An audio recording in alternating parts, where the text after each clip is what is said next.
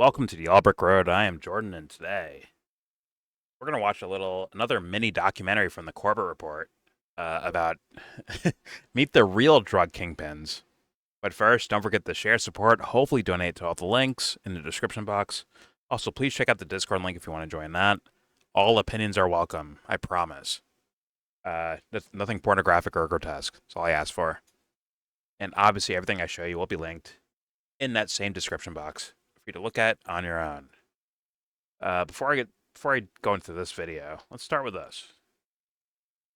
And I can't play this video for you, but essentially you can see right here if I full screen this, you can see a guy showing, "Hey man, I am unarmed, right? I don't have a weapon on me." The friend behind them, I believe, does the same thing. Like, "Hey, we don't have weapons on them. On us."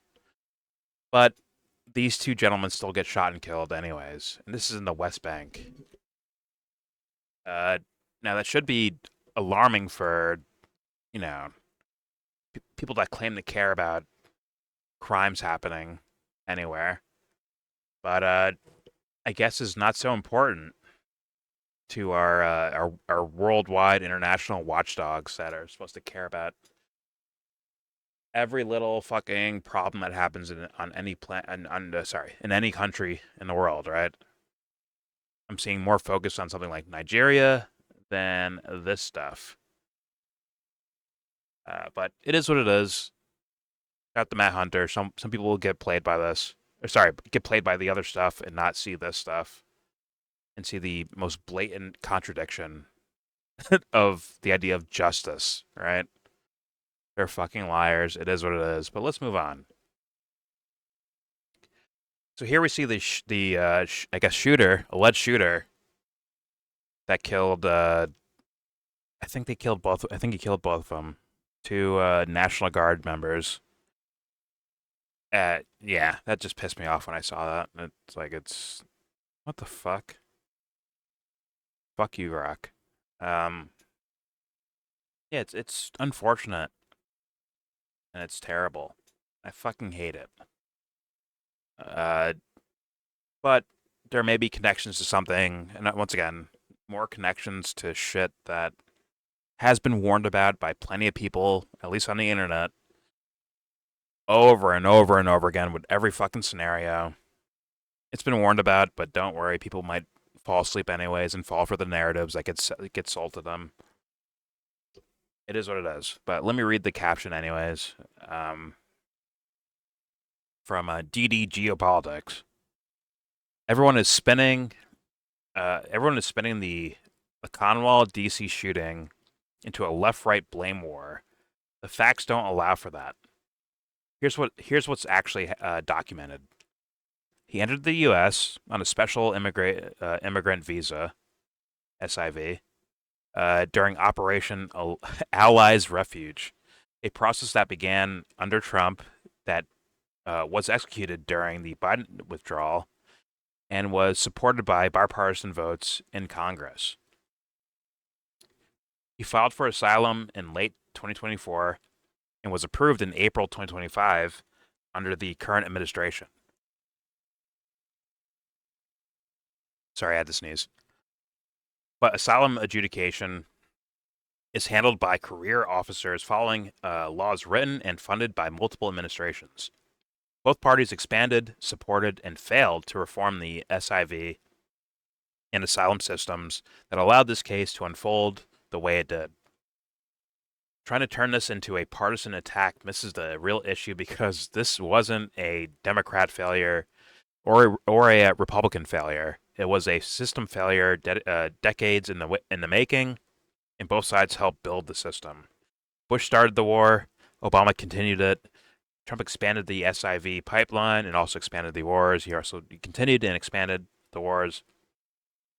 Biden also continued and, you know, continued and expanded the wars.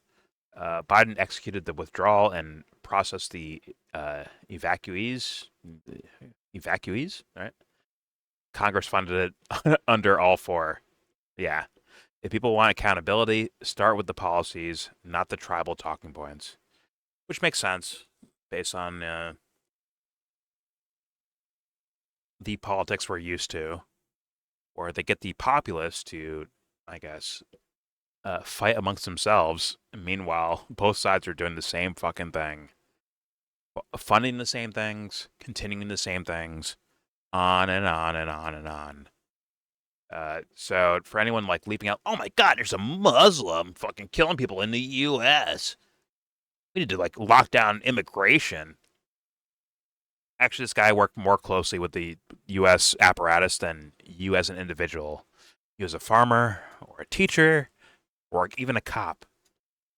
This guy's worked more closely with the U.S. government than you ever have in your fucking life, and received more benefits from that same U.S. government and more than you've ever had in your fucking life. It is what it is. Uh,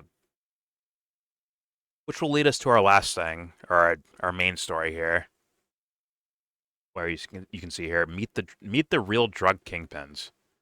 And I assume Corbett will showcase that some of these guys that scream and cry about drugs entering the U.S. might actually be a part of it.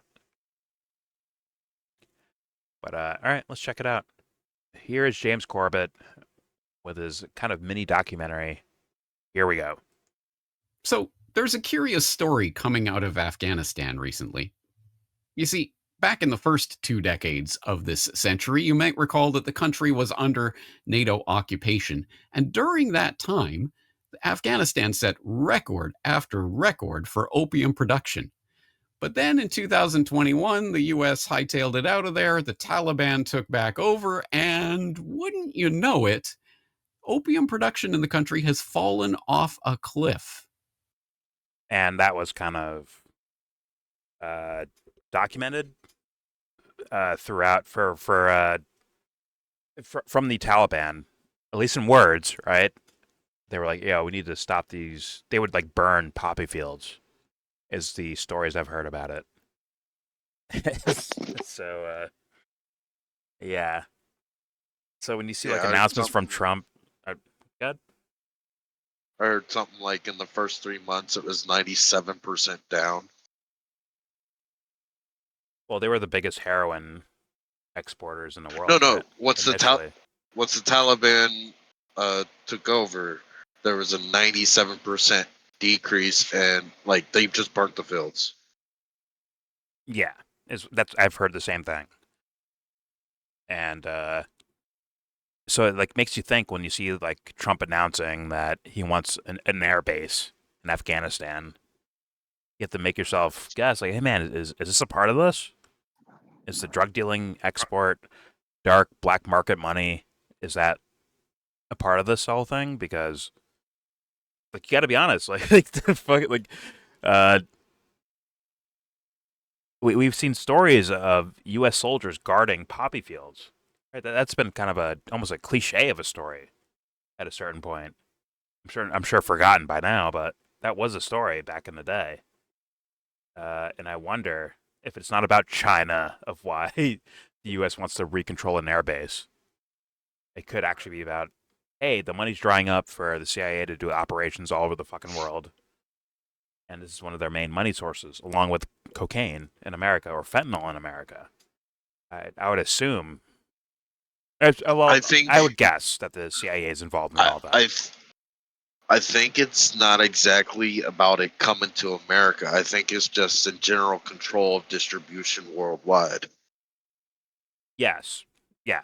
I'm just saying, like, But yes, it does have an effect in America. But I don't think America is the targeted market. I think China is, I think the because world is historically it has right been.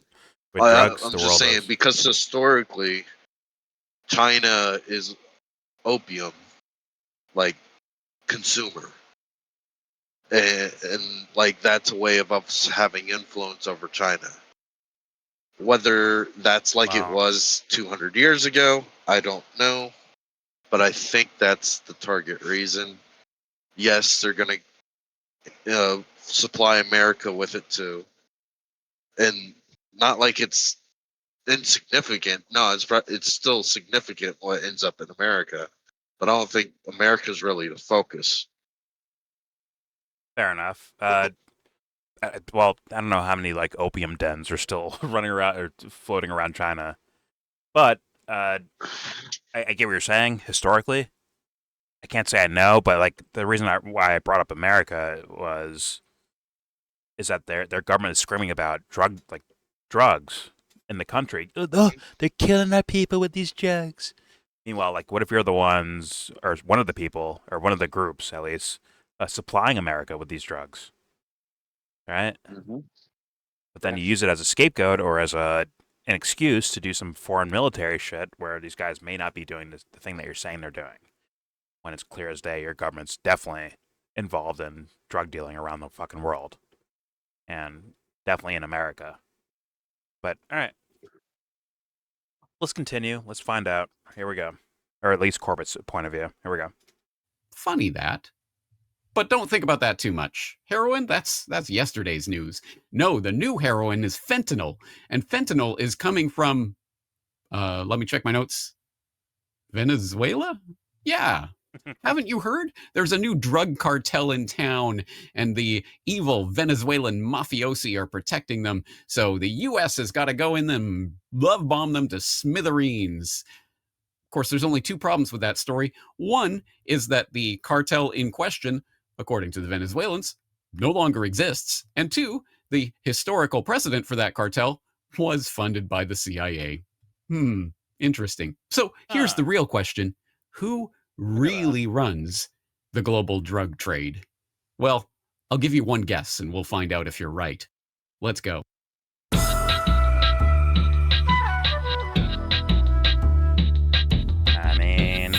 Ben? You're listening to the Corbett Report. Oh, that's just sober. I thought he was going to Japan. No. Welcome back, friends. Welcome back to another edition of the Corbett Report. I'm your host, James Corbett of CorbettReport.com. Goddamn Coming to you, as always, from the sunny climes of Western Japan, here in late November of 2025, with episode 487 of the Corbett Report podcast. The CIA still ships in the drugs. And if the idea of the CIA shipping drugs is news to you, then you have some catching up to do. But don't worry, I have some resources to help you do just that. If you type CIA drugs into the search bar on CorbettReport.com, you'll find a number of reports that I have filed about this documented phenomenon in the past, including perhaps most notably, episode 19 of the Corbett Report podcast, The CIA Ships in the Drugs, and a 2011 mini documentary that I created on the CIA and the drug trade. From its very inception, the CIA has been embroiled in the murky underworld of drug trafficking. In the late 1940s, the CIA funneled arms and funds to the Corsican Mafia in return for their assistance in breaking up widespread labor strikes in France that were threatening to establish communist control over the old port of Marseille. The Corsican Crime Syndicate, in turn, used the CIA support to set up the trafficking network known as the French Connection, which saw heroin smuggled from Turkey to France and shipped to the US, feeding an American heroin epidemic. In Burma in 1950, the CIA regrouped the remnants of the defeated Nationalist Chinese Army, or KMT, to start an invasion of southern China and draw Chinese troops away from the Korean front.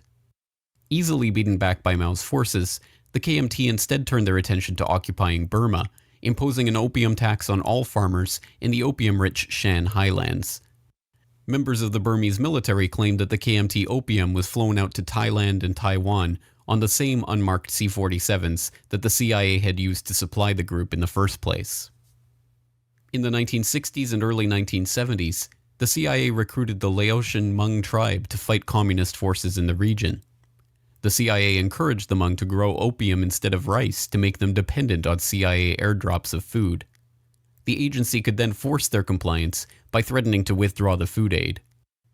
To make the deal even sweeter, they even located a heroin refinery at CIA headquarters in northern Laos and used Air America, a passenger and cargo airline that was covertly owned and operated by the CIA, to export the Laotian opium and heroin. Much of it ended up in Vietnam, causing an epidemic of heroin addiction amongst U.S. soldiers. In the 1980s, the locus of opium production shifted from the Golden Triangle, where the CIA was disengaging, to the Golden Crescent, where it was engaging with the Afghan Mujahideen in their CIA-funded struggle against the Soviets.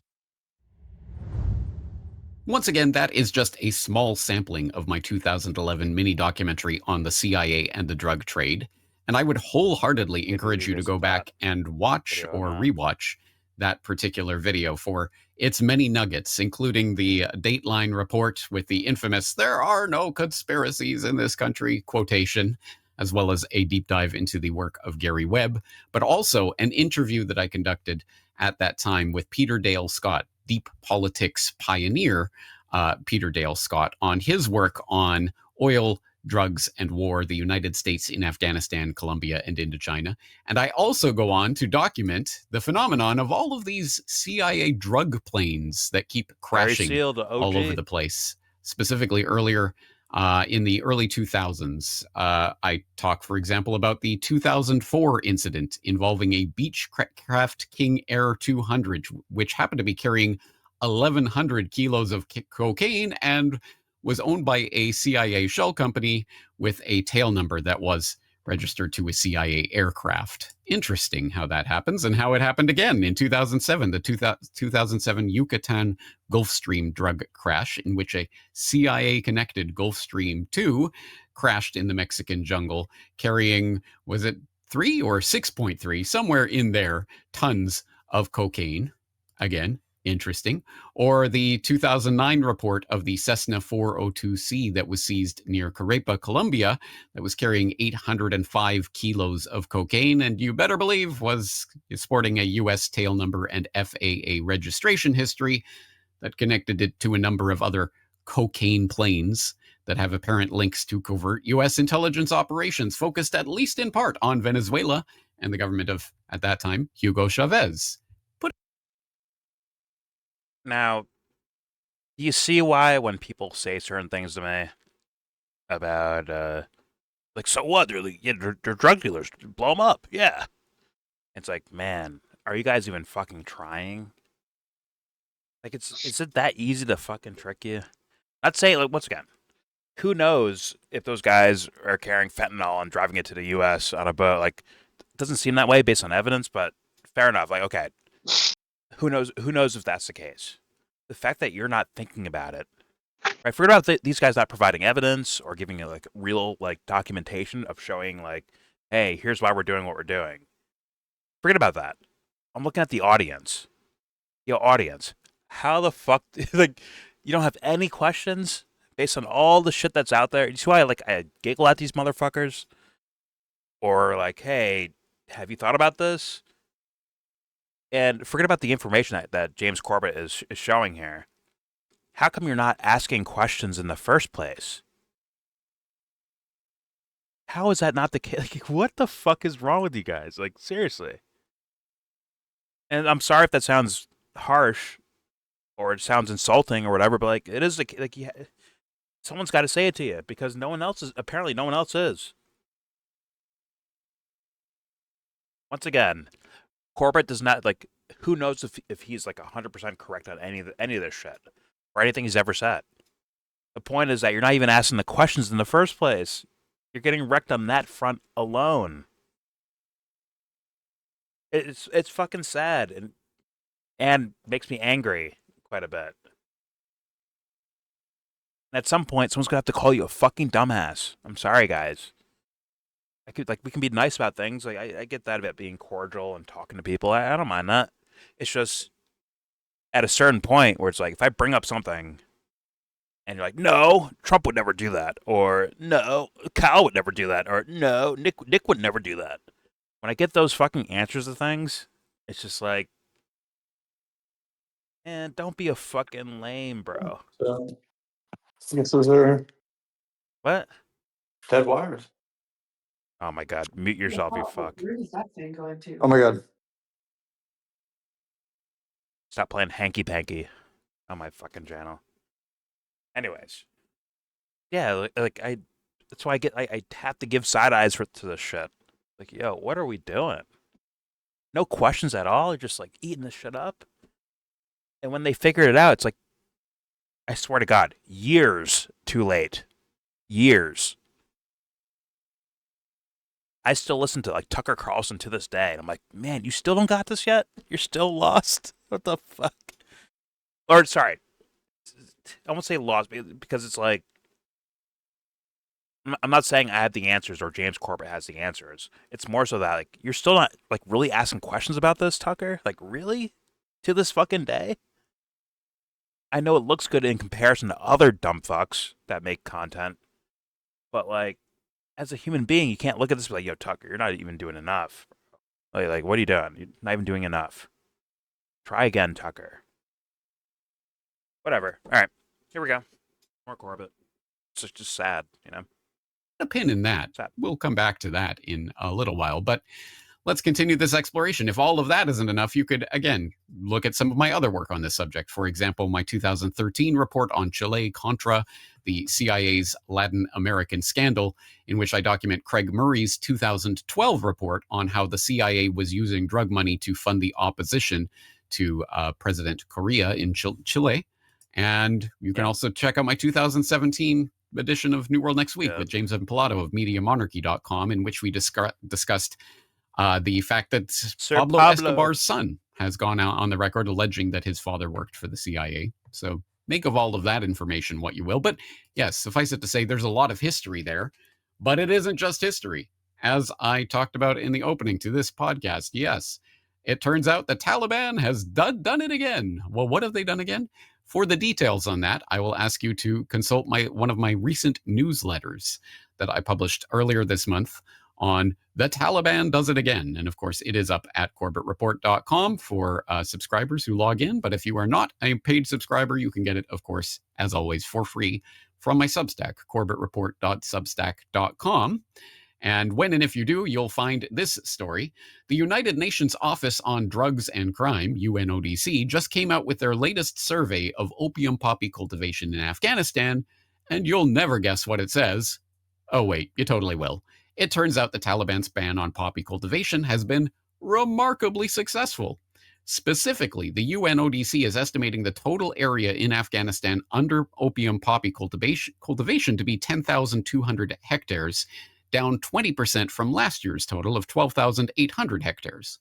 While the new total may still sound like a lot, it's a mere fraction of the 232,000 hectares that were estimated to be cultivated in the year before the U.S. military's spectacular pullout from the country in 2021.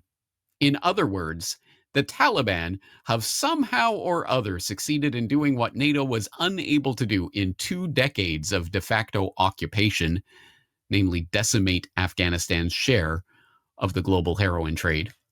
And if you continue reading through this document, you will find all of the various links to all of the sordid details of this story of the Afghan opium poppy cultivation and the resulting heroin trade. But the long story short really is contained in this handy dandy graph, which comes from UNODC numbers, in which you can visibly see there were people fretting. In fact, the UNODC issued a warning back in 1999 about the record opium cultivation that was taking place at that time in the country. But it fell off a cliff in 2001. Why specifically in 2001? Oh, that's right, because that is when the Taliban eventually seized power in the war-torn, war-ravaged country.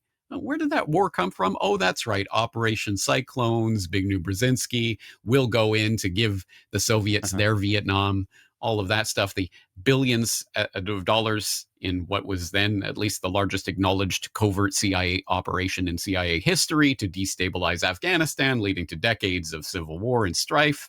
The resistance and the Taliban and all of these people fighting with each other. Well, the Taliban seized power in the late 1990s, early 2000s, and instituted the opium cultivation ban, resulting in a record low amount of cultivation in 2001, which then spiked immediately thereafter, not only exceeding the previous record amounts of opium cultivation, but far exceeding, hitting record after record, incredible amounts of opium being produced, with estimates of upwards over 90% of the global heroin supply in this time period coming from Afghanistan. Why? What changed between 2001 and 2021? Oh, that's right. Of course, the NATO invasion and occupation. In other words, NATO troops oversaw the cultivation of the opium in Afghanistan. And again, this isn't conspiracy theory. No, there were primetime news reports about this. Does anyone remember Geraldo Rivera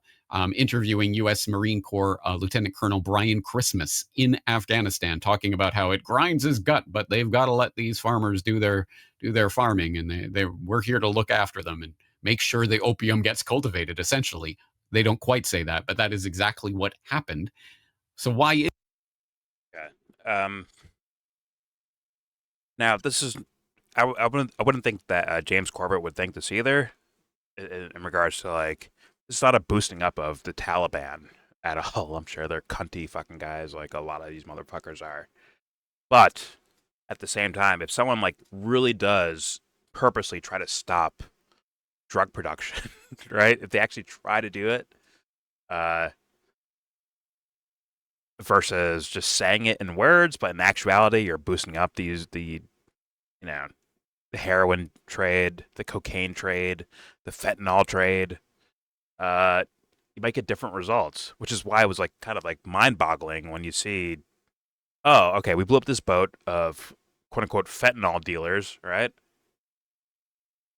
2 guys survive, and instead of them going to jail or trying to get them to confess, or even fucking Guantanamo Bay torture, right, to get them to say something about someone that did something, so you can like lead to like the bigger fish, if you will. Instead of that, you just let them go to their own countries. Now, once again, forget about my principles in regards to this. I'm just saying, like, on the surface, based on their own narratives, if their idea is like, hey, this is killing a lot of Americans, it's killing a lot of Americans, so we need to stop this. Okay, but his idea of stopping it is bombing them. Okay. Someone survives the bombing, you capture them, and you let them go. Make that make sense. Make that make sense, someone. And don't worry, I try my best to read like every fucking comment I can get my eyes on. I really do. I really try. And some of these motherfuckers just don't fucking know. And I'll say, yo, be fair.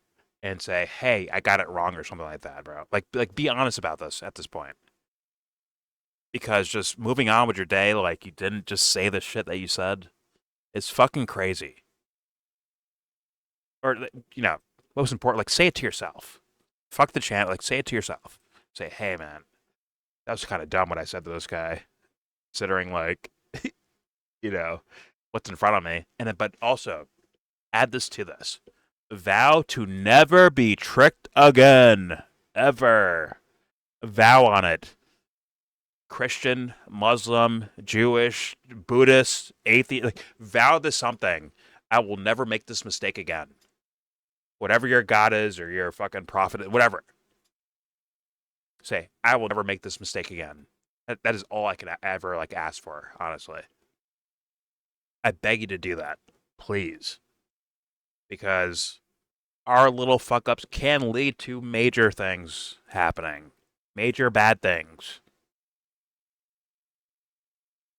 And you don't want to enter a situation where you're doing something like really bad with your fucking eyes closed. At least have your eyes open when you do so. Show that like grit and toughness to be able to stare it in the fucking eyes. If you can't do that, then you might want to check yourself. You might want to. But all right, here we go. Cultivated, essentially.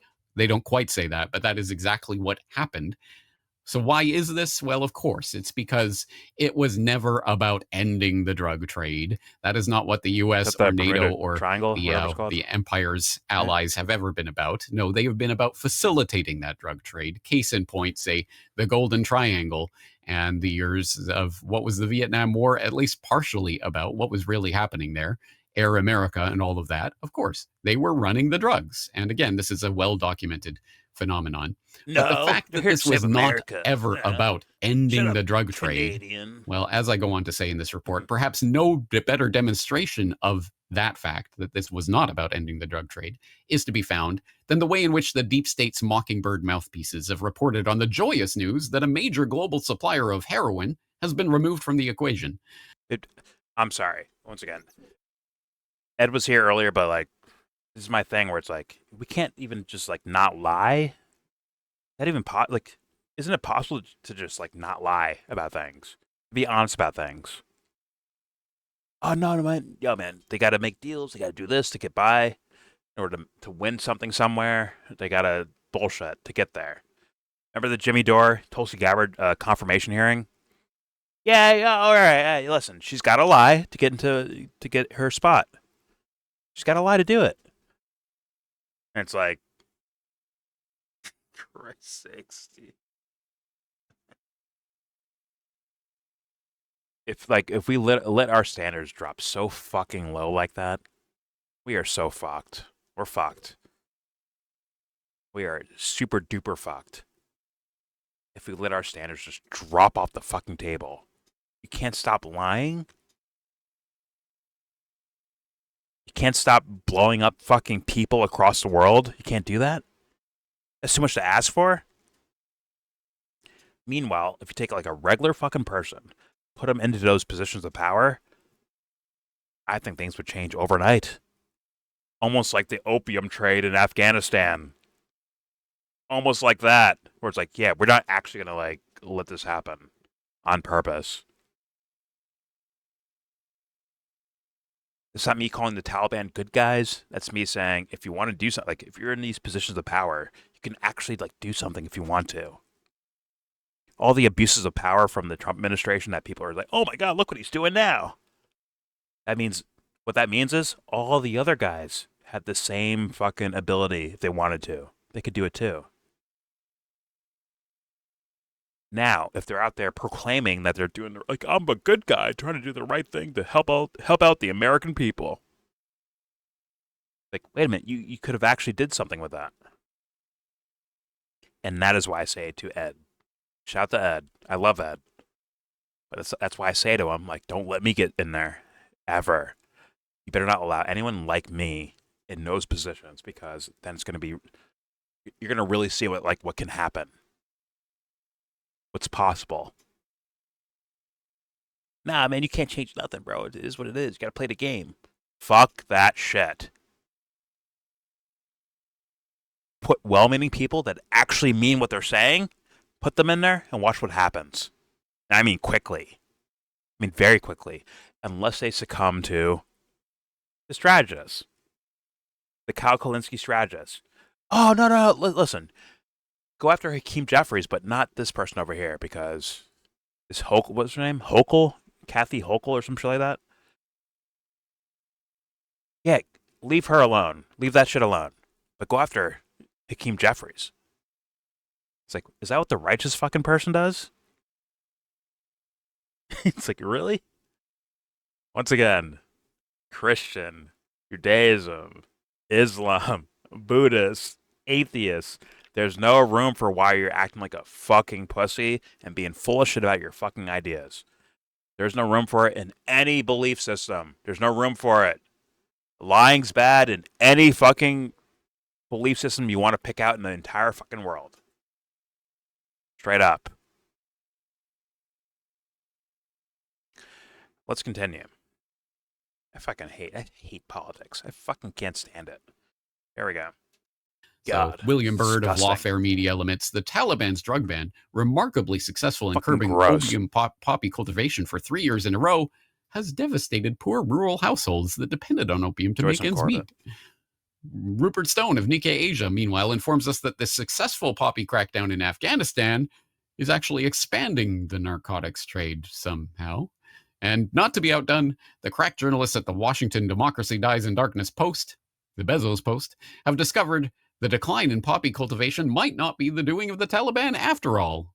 So who was behind it? Well, if you follow that link, you'll find their story, their super secret story from the super secret sources that they dug up, that actually there was this big, elaborate CIA plot to ruin the opium poppy cultivation in the country from about 2004 to 2015, something in that time frame.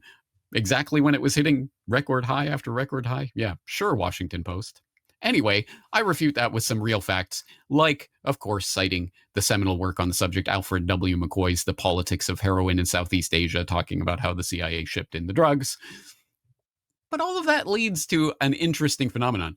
Afghanistan, opium, heroin, that is so last decade. Who cares? Whatever. No, now it's all about fentanyl. And we know where the fentanyl is coming from, don't we, guys? Tonight, China. the U.S. has formally marked China. Venezuela's Oh, wait. President Nicolas Maduro and Venezuela his government from allies China. as members of a foreign terrorist organization, accusing Cartel de los Soles of trafficking drugs into the states. On social media, South Florida Representative Maria Salazar said the Cartel of the Suns is officially recognized as a terrorist organization, exactly what Venezuelans have known for years. Adding, for too long, the Maduro regime has financed narco-terrorism and tyranny in Venezuela and throughout our hemisphere. Tonight, the Pentagon releasing this Thanks, video News. of a deadly military airstrike on what officials say, without providing evidence, was a drug boat attempting to smuggle narcotics into the U.S. The massive explosion sending debris raining down in international waters just off the coast of Venezuela. Flames shooting from the vessel. The U.S. says 4 people were killed. The president has directed these actions, these strikes against Venezuelan drug cartels and these boats, consistent with his responsibility to protect the United States interests abroad. Secretary Pete Hegseth saying our intelligence, without a doubt, confirmed that this vessel was trafficking narcotics. The people on board were narco-terrorists. Now sit back and imagine yourself falling for that. For that. Imagine yourself falling for that. Well, because I wear a nice suit and intelligence and they're drug dealers. Imagine yourself falling for that. Now, it hurts when you realize, like, damn, I fell for that. It may hurt, but guess what? Push through the walls, bro. Push through them. It is what it is. Shout the Fight Club. Like, push through the fucking pain. You have to. You have to. Otherwise, things will just remain the same. Hold on to that bar of fucking soap. Or what was it? I think it was like soap on his hand. Hold on to that pain. Don't try to run away from it. Stop trying to imagine things. Stay in the moment. Stay in it.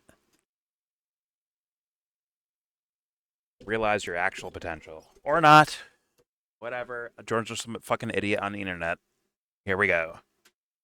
Today's strike is the 4th known U.S. attack on suspected Venezuelan drug boats since early September. We have proof. All you have I to call do is them look devil at the worshippers for a cargo. There was, reason. Like it's spattered all over the ocean. Big bags of cocaine and fentanyl all over the place. Is it about stopping narcotics, or is this about getting rid of President Maduro? No, this is about many things. On Venezuela in particular, are Maduro's days as president numbered? I would say, yeah. I think so, yeah.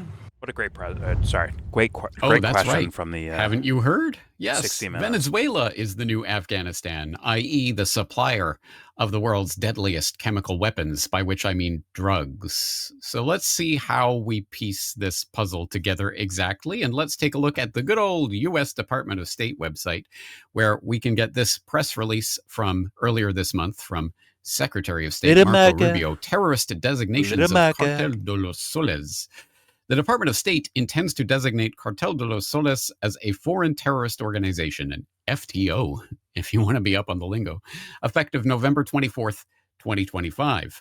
Based in Venezuela, the Cartel de los Soles is headed by Nicolas Maduro and other high-ranking individuals of the illegitimate Maduro regime, to be named later, who have corrupted Venezuela's military, intelligence, legislature, and judiciary. Neither Maduro nor his cronies represent Venezuela's legitimate government because, as you know from a recent edition of Solutions Watch, it always comes back down to the legitimacy, doesn't it? But they're happy to delegitimate those particular governments that are in the State Department's crosshairs, and what better way to do so than by saying, hey, the leader and whoever else we say is part of a drug ring. Trust us, guys. Anyway, of course, it ends with the important part here. The United States will continue using all available tools to protect our national security interests and deny funding and resources to narco-terrorists. Don't be the kid that figures it out. What on earth? Don't be that kid. Terrorist designation of Cartel de los Soles, and who is this? What does it mean? Well, this is a story that the seeds of which were planted years ago, although you may not have seen it, but maybe you were paying attention. You saw, for example, the Miami Herald reporting breathlessly on huge cyber leak offers new proof of how Maduro has turned Venezuela into a narco state from back in 2023. And you know how the hyperventilators of the Mockingbird media love to mock and make fun of the conspiracy realists. Oh, they're all a bunch of crazed tinfoil hatters with their crazy cork boards filled with all, pictures of various people and bits of string connecting it all. Oh, those crazy conspiracy theories. Well, this is the kind of conspiracy theory that the mainstream loves.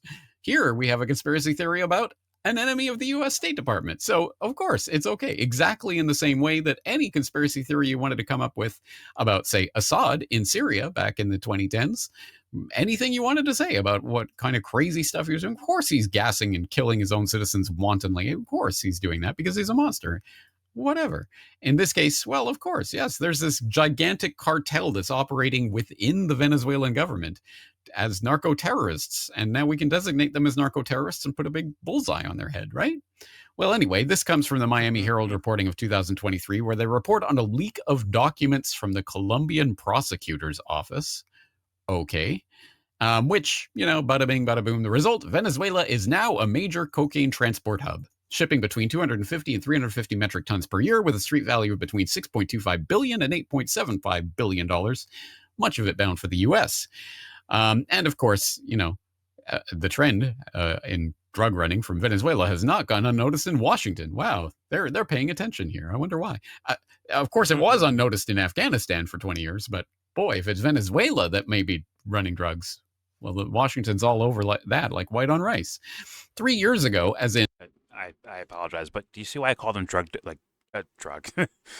devil worshippers? You see why that, it's not actually, what they say in words is not, and what's implied and all that stuff, it's not actually what you're actually seeing, in my humble opinion. Thus, what could be the reason? Now, these guys are already filthy rich. Already filthy rich.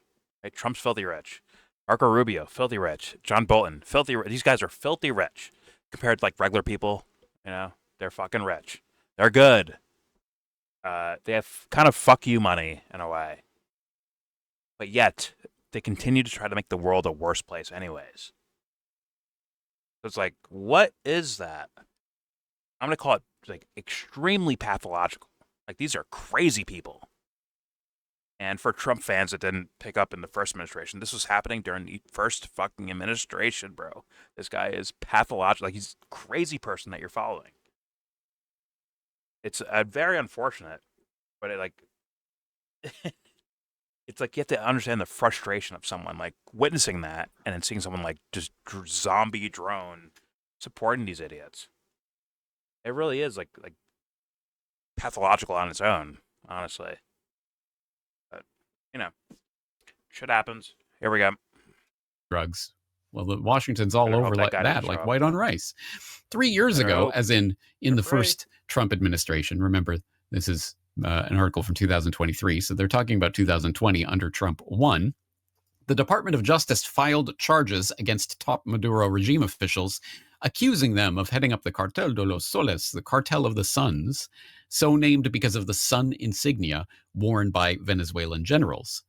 But some harbored suspicions that the charges, which have not led to arrests of those at the very top, were done for political effect, especially given that the administration of President Donald Trump had rejected Maduro's legitimacy, there's that word again, instead recognizing opposition leader Juan Guaido.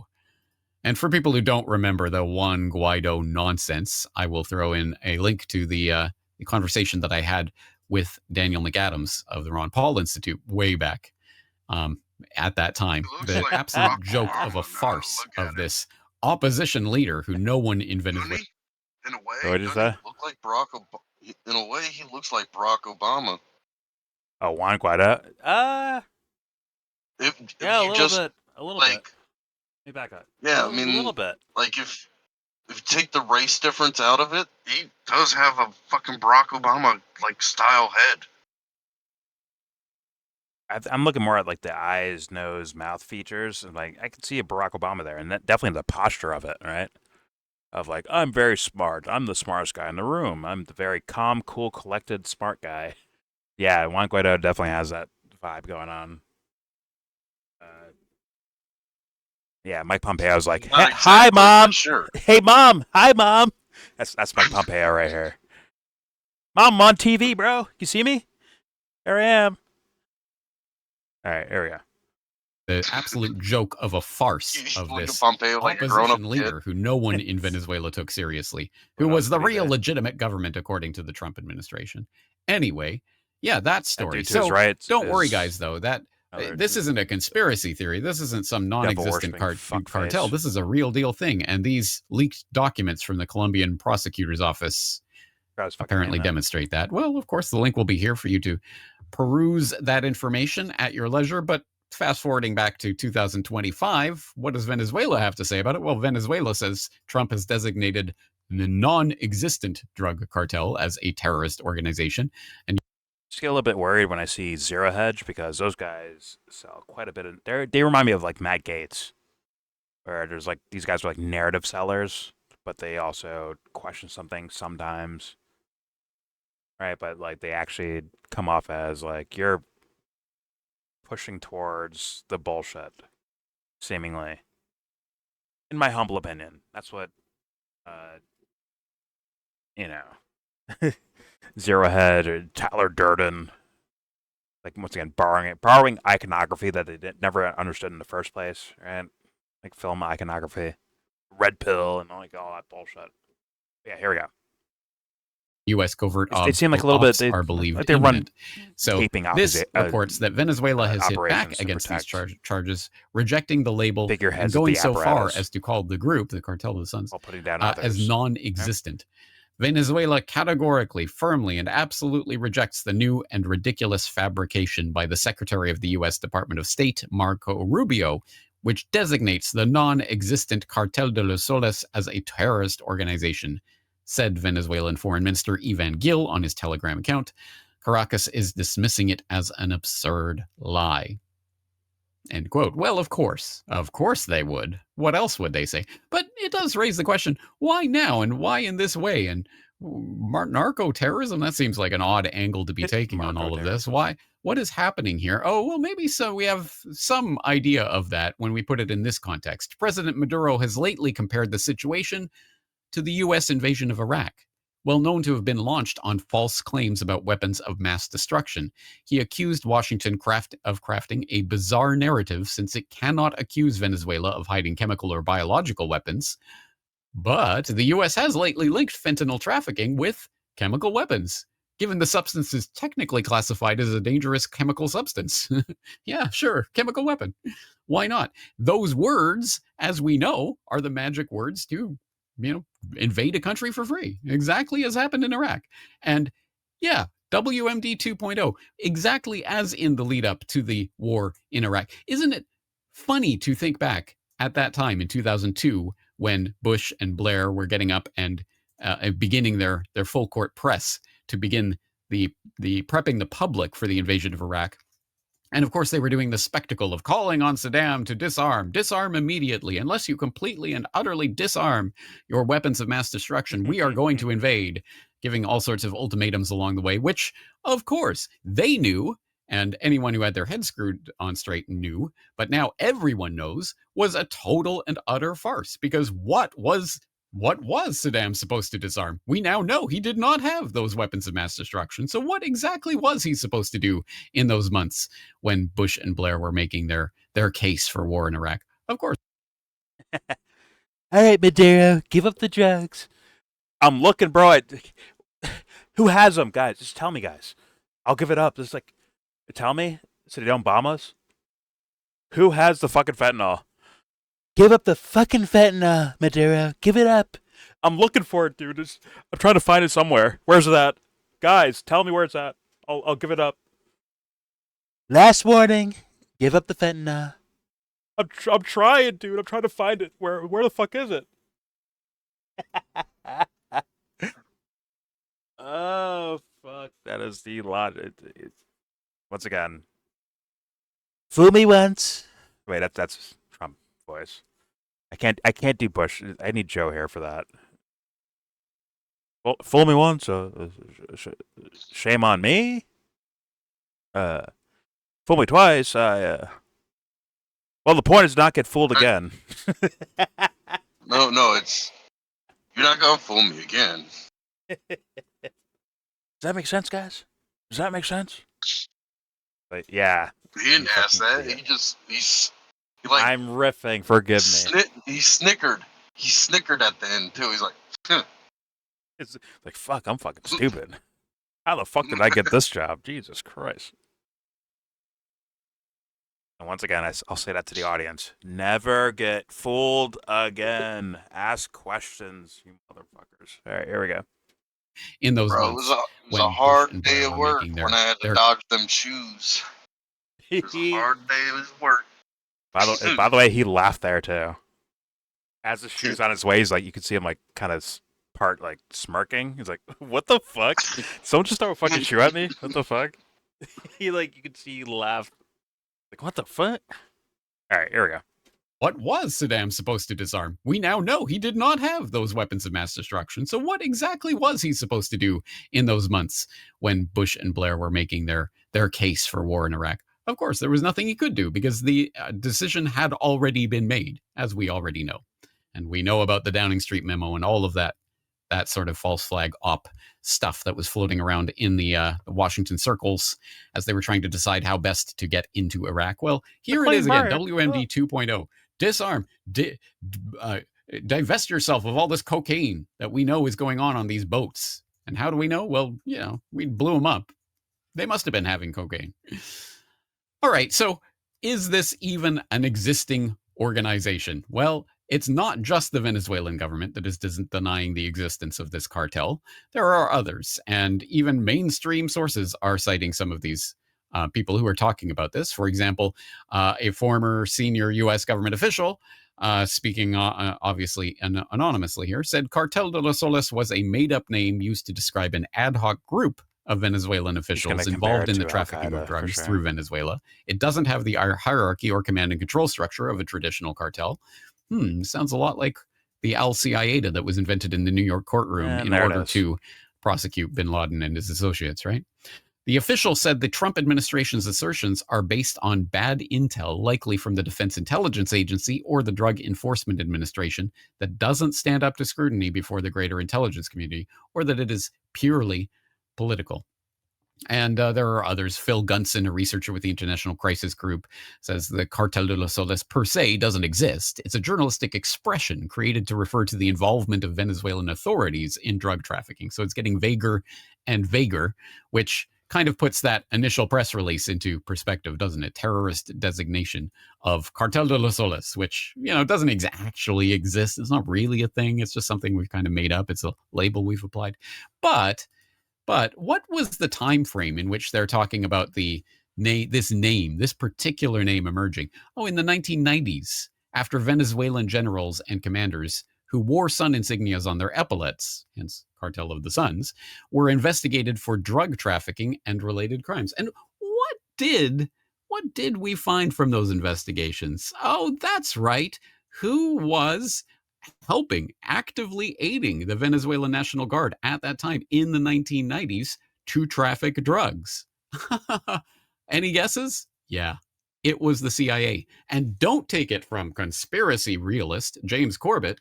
Take it from those wackadoodles over at 60 Minutes. A ton of cocaine, pure cocaine worth hundreds of millions, is smuggled into the United States. Sound familiar? Not the way this ton of cocaine got here. According to what the former head of the Drug Enforcement Administration told Mike Wallace, this drug shipment got here courtesy of what he calls drug trafficking by the CIA in partnership with the Venezuelan National Guard. And what reason did the CIA have for promoting this drug smuggling? Well, the only rationale that's ever been offered is that this would lead to some valuable drug intelligence about the Colombian cartels. The CIA and the Guardia Nacional wanted to let cocaine go on into the traffic without doing anything. They wanted to let it come up to the United States, no surveillance, no nothing. In other words, you weren't going to stop them in Miami or Houston or wherever. These drugs were simply going to go to the United States and then go into the traffic and eventually reach the streets. That's what they wanted to do, yes. And we had very, very lengthy discussions where I told them what the U.S. law was and the fact that we could not do this. So here you got Jim Campbell, Chief of State. You got played too, lady. Mark McFarland, CIA officer. I'm to point this shit out. You got fucking played. And are stimulating this business of sending what are uncontrolled deliveries of drugs, smuggling drugs into the United States, right? She died a week later, right? Yes, exactly as that looked. That was indeed a 60 Minutes report from 1993, and not just any 60 Minutes report, but one that was produced by Lowell I said Bergman, she died a week later, you right? know, of the insider fame, portrayed by Russell Crowe. Am I getting that right? And also a Peabody Award-winning Lowell Bergman, of course, you know, of the insider fame, portrayed by Russell Crowe. Am I getting that right? And also a Peabody Award-winning report on how the CIA was credibly accused, shall we say, at the very least, of facilitating the drug running of the Venezuelan National Guard in the 1990s. If there was a cartel of the Suns, or if there ever was, the CIA created it, or fostered it, or actively facilitated it.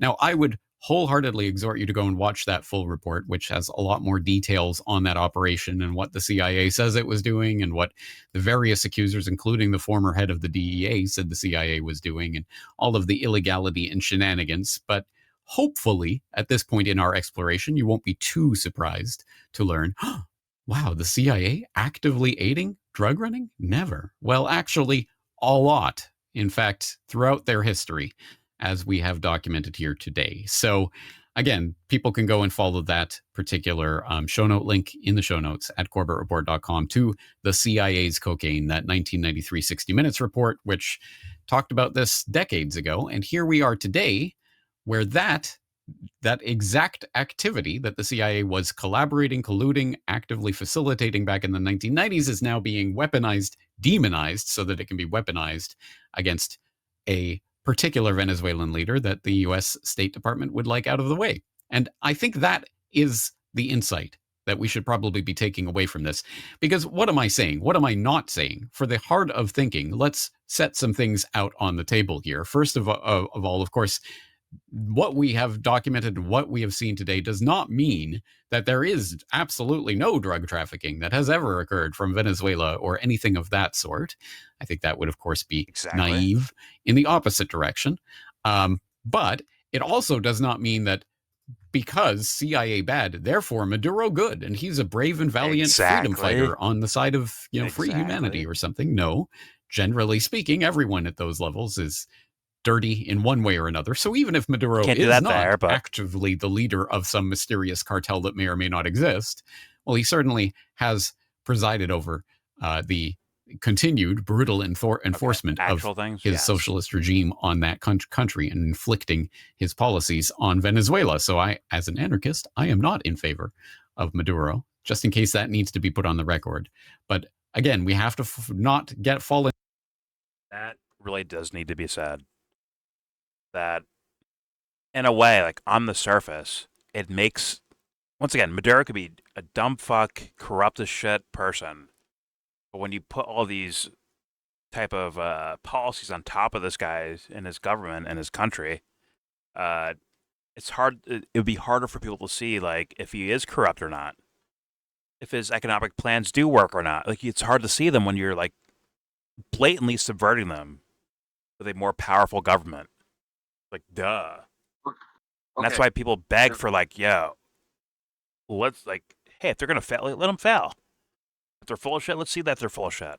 But instead, it's just like devil-worshipping policies that don't give a fuck about protecting Venezuelans or Americans. It's just, you're just doing it for whatever personal purposes. Personal as in, like, you and your team. Trump, Biden, Obama, Bush. It's for your own team type of shit. Like, by team, I mean, like, corruption. Not Democrat or Republican. For their corruption team. Multinational corporations. Like, corrupt that shit like that. It's not about the thing they say it is about. Seemingly. And because of that, people get confused. They get really confused. And they might end up saying, like, oh, Maduro is actually a really good guy. Bashar al-Assad, really good person. Really, really good person. Assange, even. Julian Assange, really, really good guy. Why? Because the U.S. is trying to persecute them. Trump's really good because CNN's going at them. CNN's really good because Al Jazeera went at CNN. Like, it's these stupid fucking kindergarten fucking psychological things that happen over and over and over again. And once again, the only thing I could beg for is to not be fooled again by stupid shit like that. Develop your principles, learn them, and fucking use them. Or be subject to be a bot in life. Go ahead, Dubster. Okay. I have a different point of view going on.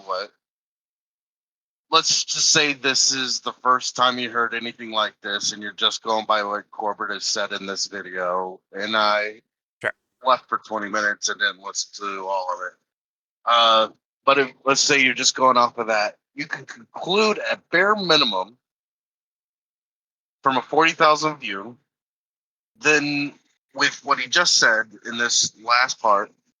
So Trump could have different reasons to take on Maduro, but he's choosing the one he chose.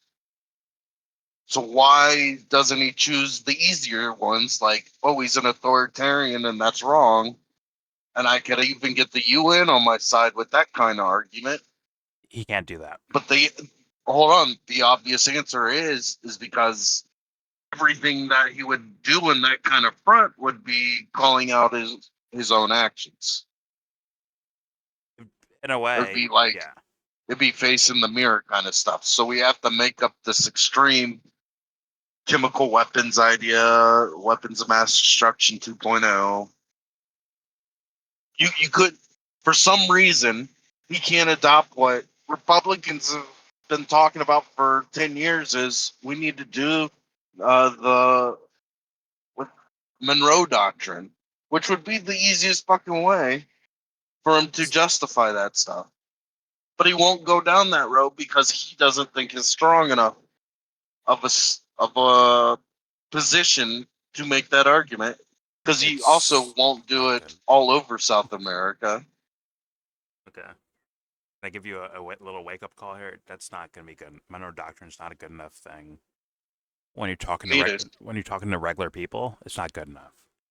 Maybe for you on the internet or whatever the fuck, but like in regular people, like we should have hegemony over these other countries. Well, regular people, conservatives. Well, that's not going to work. It's still not going to work. Leftists don't matter. Leftists don't matter. Even your conservative, like I guess you didn't win the election. Got it, but like your side didn't win the election. Okay, got it. But those even regular people from any denomination are not going to like that. The idea of like you're taking freedom away from other people because you say so. No, we're giving them freedom. No, Monroe Doctrine. That's one of the reasons why they're saying no to this stuff. Yeah, but they didn't elect communism. That worked in the 70s. It's not going to work in 2025, my man. Like, they didn't elect communism. No one with a sound mind would choose communism. Listen, Dubster, it's just me and you. Just me and you talking. I'm going to ask you right now. No one with a sound mind would ever choose communism. I'm going to ask you right now to move on. Are you trolling or not? I'm not. No one with a sound mind would ever choose communism. Now, okay? I'm going to take you serious by your words. Okay? Is that fair to do? Right? Is that fair? I'm asking you. Is that fair to take you by your words? I just said them. I'm asking you right now, like, just be upfront. Like, it's fair to take you by your words, right? I just said my words. Is it fair for me to take you at your word here? Do you not hear me? I just said them. You said your word, but like, is it fair for me to take you at your word? What do you think I'm saying? I'm going to ask one more time. Do you need an affirmative yes? Is that what you're asking me? Yes. Okay. Thank you. Okay. Well, once again, you may be in, like, once again, a little corner pocket of the internet. I don't think regular people think that way. They want something like that's actually drastically bad. Right? They want something where it's like, oh, this guy's bringing in fentanyl that's killing Americans. So thus, we have a reason to go take over his country. But if you just hear Monroe Doctrine, that's why we're taking over the country. If they say Monroe Doctrine, that's why we're taking over Venezuela or regime changing it, that won't work. You think if he explains it, it will. Do you think I'm wrong about that? If he explains what Monroe Doctrine is, he will. How would he explain that? Take a 10-minute fucking podium speech and just tell you About what the Monroe Doctrine is. That we're trying to create hegemony over the Western Hemisphere, that our enemies can attack us from closer distances. Is that the idea? Yeah. You think that would work in 2025? Yeah. After the Iraq War, after Afghanistan, after Somalia, after Syria, after all these fucking things that the U.S. has blatantly done, you're telling me that's going to work? He would have the backing of the Republicans, and that's all he needs, because Democrats are pussies. They don't fight for shit. Yeah, but your idea of Republican is just, mine. It's mine. It's John Bolton, man. Hope you realize that, right? No, it isn't. Your Western Hemisphere politics in regards to foreign policy is John Bolton. I hope you realize that, man. No, it isn't. That's John Bolton's excuse for and Elliot Abrams and all these guys. That's their excuse for what they're doing over there. I would not support us being in the Middle East in any sense. No. I'm talking about the Western Hemisphere. Yeah, me too. John Bolton is too. Yeah, no. Elliot Abrams was hired just for Western Hemisphere. Did you not know that? He wants world hegemony. I don't want world hegemony. I want hemisphere hegemony. Yeah, but Elliot Abrams. And I don't even necessarily want that. If that's what we go through, and that's what they determine, the people of power, in the sense of who's going to actually implement this shit, when the measurements, that's what I'm saying. Like the actual balance consideration, the calculation of it, it makes more sense if you're still not going to be isolationist to just worry about the hemisphere. Take your fucking licks from losing the Middle East and focus on the Western Hemisphere as what you must obtain. Can I ask because you? That's the actual calculation. Because what this is the balance between Russia, China, and America. Yeah. That's the game being considered.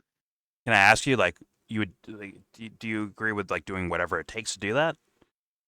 Whatever it takes. Whether it's lying they've never or done funding. that because they betrayed us. Hold on. I'm asking you, is it do whatever it takes to achieve that?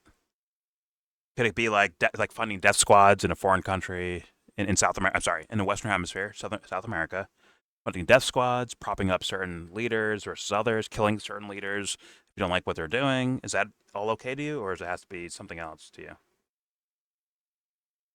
Or is yours? We've done that since the beginning of our country. Not what we've done, but what do you agree with is what I'm asking you.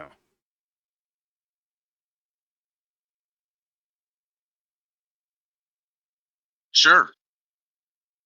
Okay, so it's it is whatever it takes to get this idea done, even though it's the evidence doesn't lean that. Whatever, either way, the idea is that's what you're trying to do, or someone could be trying to do that, and they'll do whatever it takes to achieve that, even if it means making planes crash, funding death squads that murder innocent civilians. That's okay with you, or is that am I putting too much of a negative light on it? Is there a happy version of what you're saying, or? Well, here's what I'm saying is, it's immeasurable for us to maintain the world hegemony. So we need to look at. I was only talking about the Western Hemisphere. That's all I was talking about. I know. Good, sorry. And I'm trying to answer what you're trying to say, and I'm saying we have to look at we've lost the world hegemony. It's already done. China and Russia have made. Yeah, well, you can disagree. That's fine. Okay. China and Russia have basically pushed us back to where this is where we're at if we're still looking at this somewhat dominance. I forgot, what is the term for? I just haven't said it in a while, so I forgot what the term is.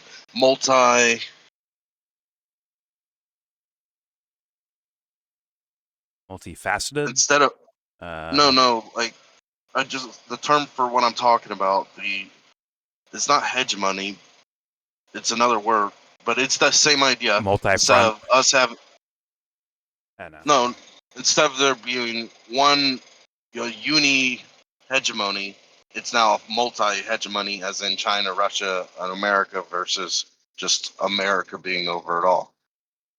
But it's a different word. Same idea. So, I mean, well, so we've lost that. We've lost that. You sure? But that's hold on, real quick. Isn't Russia fighting a war at their own fucking borders? And they're winning it dominantly. And but it's like right at their border. That's a lot different than what the U.S. has going on, right? They've wiped the floor with it, and it actually mattered because now look, they've increased their actual border. We make Taiwan look like a fucking power sometimes, right? Doesn't the U.S. do that with Taiwan? Make them look like a fucking power. How does Taiwan look like a power? Because of all of our boosting up of them. We make them look powerful, even though they're like China could probably crush them, right? But we make them actually look like a threat, to where China has to actually like deal with the idea of like the U.S. being in Taiwan or Taiwan having any type of like capabilities, right? I don't know the Taiwan-China issues at all. Like, this is news to me. Okay, fair enough. But like Taiwanese has some representation in the U.S. like politically, right? And we do a lot of business deals with Taiwan, and China views that as like kind of a threat. I'm pretty sure. Oh, I was thinking. Wait, are you? I was thinking Thailand. Okay, Taiwan. No, not Thailand. Taiwan. Okay. China's not looking for femboys. Yeah, but, we've lost that too. Yeah, we've lost Taiwan too. I don't think it, but the point is that China has to deal with a tiny ass country called Taiwan, and Russia has to deal with this tiny country called Ukraine. For some reason, they're dealing with those things, but we're not dealing with anything like that anywhere near us, right? Yeah, not really. We are. Where? Venezuela, Cuba. Yeah, Venezuela, but they're making up excuses to do all this shit, as you saw in this fucking video. Right, because this is a pre-counter measure. Okay, I'm just like saying like world hegemony, right? When we got Russia, who's supposed to be a part of this maybe collective hegemony thing happening, but like Russia has to deal with their next door fucking neighbors. That's kind of crazy, right? And NATO forces built up surrounding them. Like that's kind of crazy versus right, and they're winning. Situations just way different. And they're winning, and we'll win this too. They're winning. They're winning a war with the team that's on their border. You see what I'm saying with that? Yeah, and they're increasing their territory. Don't you see that part? Like they're gobbling it up. Not necessarily, because the world won't deal with you because you eat up so much of Ukraine. Or sorry, the world powers.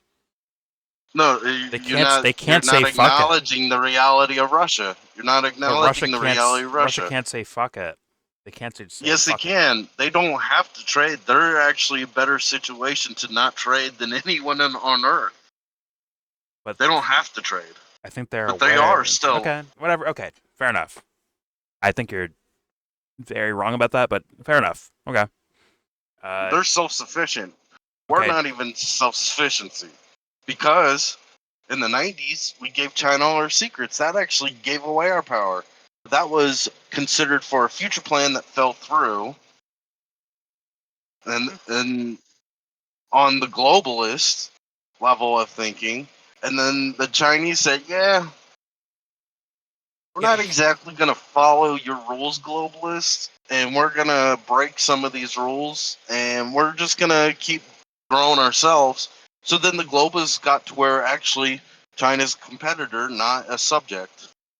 Okay, it's just for me personally, it's just different in like a boxing match. When you feint and you get someone to move versus they feint and nothing happens, you don't move anywhere. They just continuously get you to move like in directions. Look at more like chess than fucking boxing. Look at more like chess than boxing. But listen. Didn't the U.S. and NATO like build up shit in Europe, build up shit around Russia, and Russia reacted, right? They started a war. Yeah, and they won. In response. They won. They're still fighting it. They're winning it. They won it. I'm fucking dude. This takes looking at future. You got to look at future as in the determination's already fucking done. It's called full spectrum dominance. You got to be able to see the fucking pieces, where they're going, what's the projections. Sure, your projections can fail. They can also change. But the way it looks and the way the prediction models of things go, it's Russia is actually showing that Europe is going to be their bitch. And then we have to work to make Europe sort of our bitch, but we're still at a competitive level, and Russia will actually be able to supply Europe more to where more of Europe gets drained in economics to Russia. Okay. I swore Russia lost pipelines. They lost Syria. They're basically losing Iran. They're getting more and more isolated, man. Seemingly. They didn't lose Am I Iran. wrong about that? They didn't lose. Okay. They didn't lose. Yeah, like Iran, like the drone thing is going to keep them good. The amount of missiles they have keeps them just as important a threat as they've always been. But I swear I saw the U.S. bomb them with impunity. Bro, they got 100,000 fucking missiles that can do fucking like. And the U.S. bombed them anyways. Tomahawk level shit. Yeah, and they decided to send 1,100 missiles to hit 62 people. They chose to do it that way. Okay. I mean, I'm just saying, like, because like one's being pushed against the wall versus the other, like, chilling at home base, just doing shit when they want to. Seemingly. No, that was all strategic on their front, in my opinion. I mean, Venezuela is a look Russian what ally we as well. could. Right? Look what we could do. We're gonna send 400 missiles to let 7 of them hit. And then tomorrow we're gonna send 150 of them and let 5 of them hit. And it kept stepping down to, it seemed. And the U.S. would do something tragic towards Iran, and they do nothing in return, right? They know that we could still like fucking wipe them out. But they are not such powerful what matters. allies like Russia, right? Right. Russia could wipe us out. Is that what the U.S. was doing? They're like, oh my god, we're so scared of Russia. Let's do this. Is that what happened? Right. I think that's what happened. Fuck. They're playing a proxy game. Yeah, sure. Obviously, because they don't want to put the ends to the earth. Yeah, but like, couldn't Russia just show up and just bomb Israel? Hey, these are our allies in Iran. Let's just bomb Israel. Russia doesn't like the game that we're on. Oh, okay, got it. Okay. I mean, once again, I think they're like Russia's like, don't do this with Ukraine, and the U.S. just keeps doing it, and nothing actually happens in return to the U.S. Ukraine gets fucked over, but like the U.S. doesn't get nothing happens to the U.S. Right. It's just Russia just taking hits and hits and hits. Mm-hmm. But they're also kind of a global hegemony. They are. Okay. Okay. Well, no, multi hegemony. That's where we are. I mean, that's part of. This is what I'm saying. Like the prediction model. This is over for America. These are like our death swings for world hegemony. And the smart step back is to say, okay, we can't maintain world hegemony. Eventually, Israel will be fucking wiped off of the earth. It's crossed the line that can't be undone. That's just the obvious prediction. They've done too much. It's an obvious prediction. You need, yeah. You, What's too much? You man? just gotta. What's too much, man? They've crossed too many lines. Like what? What do you mean? Like what? Like what lines have they crossed in regards to the globe? Gaza, Iran, Syria, Iraq, Afghanistan. Hold on. Libya. No, hold on. Gaza is a humanitarian issue. It's not a global hegemony issue. Yes, that's it their is. backyard. It's a hegemony. So so Hamas is funded by. Okay, so you're saying Hamas is a proxy for who? Iran? Who's a proxy for Russia? Is that what you're saying? Hamas was made by Israel. Why are they just wiping them out so easily without a Russian-Iranian pushback? Why is that happening?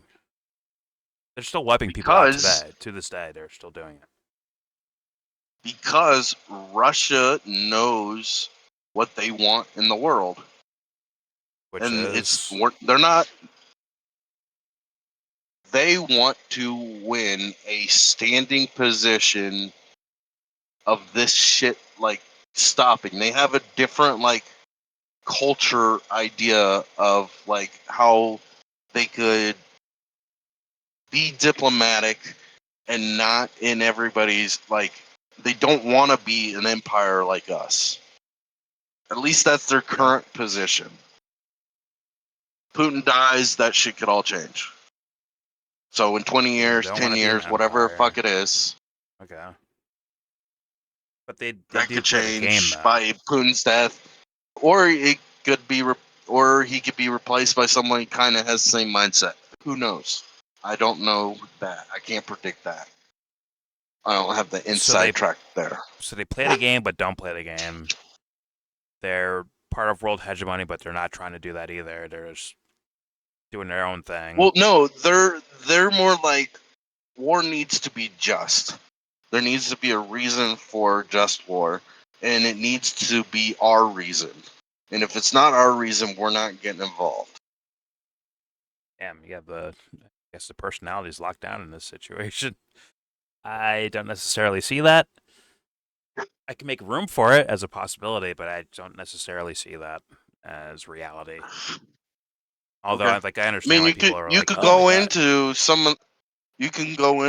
of like their scholars and see what they think. There's a famous one, I forgot his name by now, and I know you know who this is. Alexander Dugin? Yeah. You could an look internet at thing, Dubster, just so you know. An internet thing. That's real. He's very connected to Putin, and according to the internet, you could see what he says, and you see how it lines to the doctrine that they're kind of following. Fair enough. I just know they got entangled in Syria, and it didn't work out well for them there. So maybe they fell back after that, or were they too busy with Ukraine, so they had to fall back because of that? Maybe because of that. I believe I heard them offering things to Iran, but Iran said no. In regards to them dealing with Israel, we know of Venezuela reaching out to China and Russia. I guess military systems and shit like that. Don't think it worked out there either. But well, I mean, are you basically saying like you don't think Russia is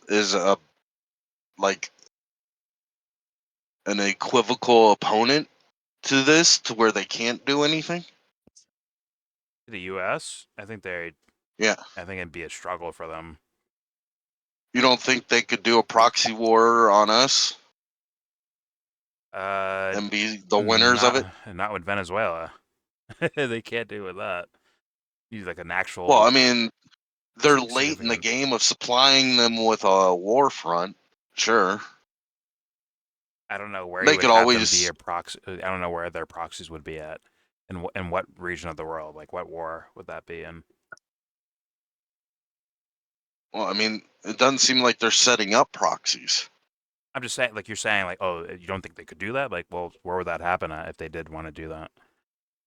Would it be Mexico? Like, yo, Mexico, here's some weapons, fight the U.S. Well, they would have to somehow justify it all to their citizens, and also at the same time keep it secretively, like away from their citizens, like we do. Somehow be like, you know what? We need to start making weapons that we can start shipping them any country, just whatever country you want to pick, to where we could get United States in a war with, and it needs to put a decent dent into America. What? I don't know what conflict that would be. No, we wouldn't be in a conflict like that to where we would be actually under threat. Yeah, because they're already doing, like, they already know that game plan, right? The U.S., that is, the U.S. government, they already understand that game plan of just like Russia. getting They're not entangled. under threat. Just like Russia, they're not under threat for the Ukraine thing. Yeah, but they're entangled in it, for sure. Yeah, but they're not under threat for it. But they're entangled, and it's on their fucking border. They've lost a bridge. They've lost a bridge. Okay, but they rebuilt it entangled within 24 hours. They're twice. entangled, and it's on their border, right? That's probably the craziest part of that, right? And they've increased their territory. And Happy Thanksgiving, everyone. They've gained in the world game by doing that. But like, Happy I'm Thanksgiving. I'm trying to call it Turkey Day. Fuck it. Get salmon. Salmon is a lot better than turkey. I'll say that, 100%. And we remembered the martyrs who gave their lives so that we could have God here in America. Don't do that. We're respecting people's lives, just sure. But I'm trying to actually think about it. Like, what would be the proxy war where Russia can do to the U.S. what the U.S. does to Russia in regards to proxy wars? What would that be? Well, I mean, you got the historical Cuba and Turkey for the Cuba and Turkey for the Cold War.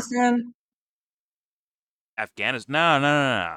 Afghanistan was definitely a U.S. American thought up choice. Yeah, to actually put more tensions towards Russia, probably, or sorry, along with.